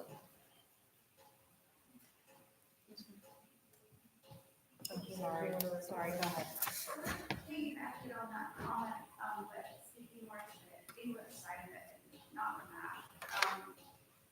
Over the years, we've been told over and over again in staff meetings that there's, on the one hand, we're Montessori, and we have to do everything Montessori, but on the other hand, we're asking, yes, in order to stay a successful charter school, we have to keep our numbers up, we have to keep our test scores up, this is where we are, this is how we have to move in this direction, et cetera, et cetera.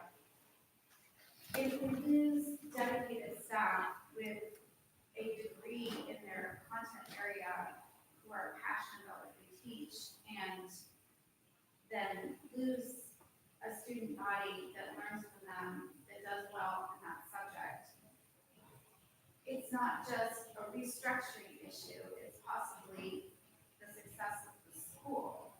And I have kids who live here, which I came to the lottery many years ago,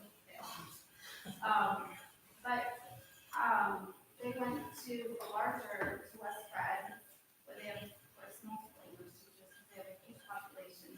But each and every one of those teachers is passionate about language and books. And telling someone, you can have this position here, but you've got to teach them two subjects, they have nothing to do with each other. They involve totally different parts of your brain. Try to be good at teaching both of them. I'm not saying it's not possible, but if we're having positive outcomes and our numbers look good, if that helps us continue as a school, the financial prospects of the school, if our test scores go down, I think that also has to be part of the conversation, because you can't expect the scores to stay the same if you don't have dedicated staff who inspire. The scores are numbers, but performance is inspired by classrooms and the teachers that we have. Well, I just want to say you guys are having a conversation that's based on assumptions, and the reason I'm not really digging into it too much is it's not really the topic of the conversation. That's not the topic of the vote right now. How is that not the topic if we lose a 0.65 and the next person who teaches has because so you're making an assumption that the next person is going to be a math ELA teacher. So what else would it be? If we have a teacher who teaches science and social studies. Well, we're digging into the weeds now, and this is where I'm saying you're going into conversations that I've had that have to do with staffing, and I've had them with the staff, and I don't want to call them out right now, but, you know, it's literally, again, it's you know, it's an HR conversation. I agree with you, it would be ridiculous to hire somebody that's a math and an ELA person, right? So, does that exist? I don't know. But I also know that, we have a person sitting right here in the audience who has a degree in all 4 of her subjects, right? So. It's just, we've had these conversations about the priority of making sure that our students do well at school so we can continue. We have to prove that that's the reason why we have this charter school, that we're here for, not just because we agree with the pedagogy, but that we can show that our kids can learn well in this environment. And if we're divvying it up and we don't know exactly what that situation will be, and you compare that to other schools around the county where they have dedicated staff in those content areas, it seems like that would be a bit of a loss. Actually, Natasha, middle school certification is changing. There are 3 undergraduate programs now in Maryland for middle grades certification. And that's 4th through 9th grade. The programs, the daytime programs require you to get certified in 2 subject areas between math, English, science, and social studies. So you have people coming out of college with degrees in teaching 2 subject areas. So you're not. That varies by state. It'll vary by state. It just depends on where you are and what the requirements are.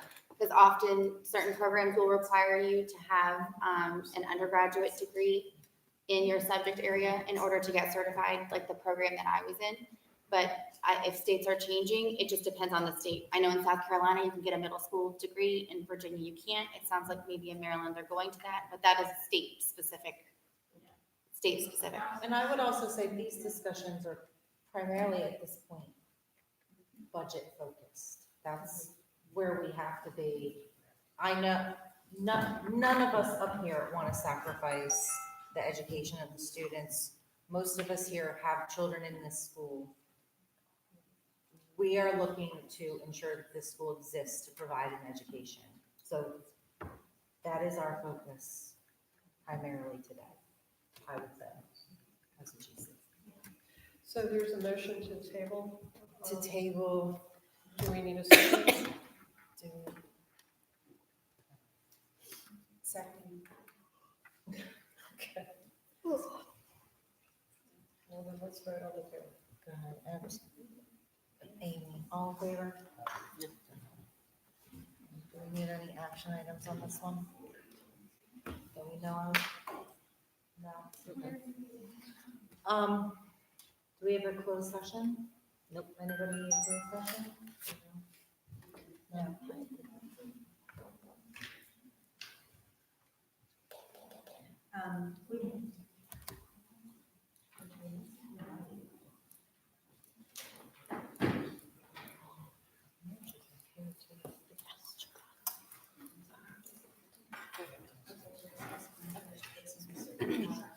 Town hall closed session, do we have some unfinished business?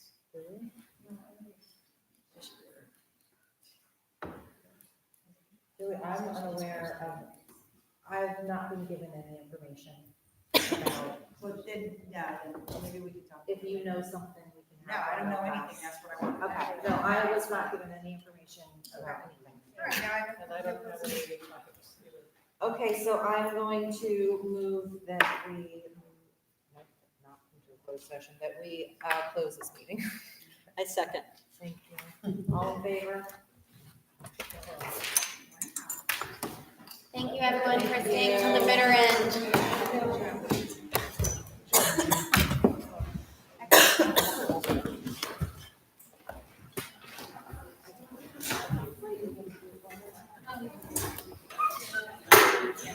meeting.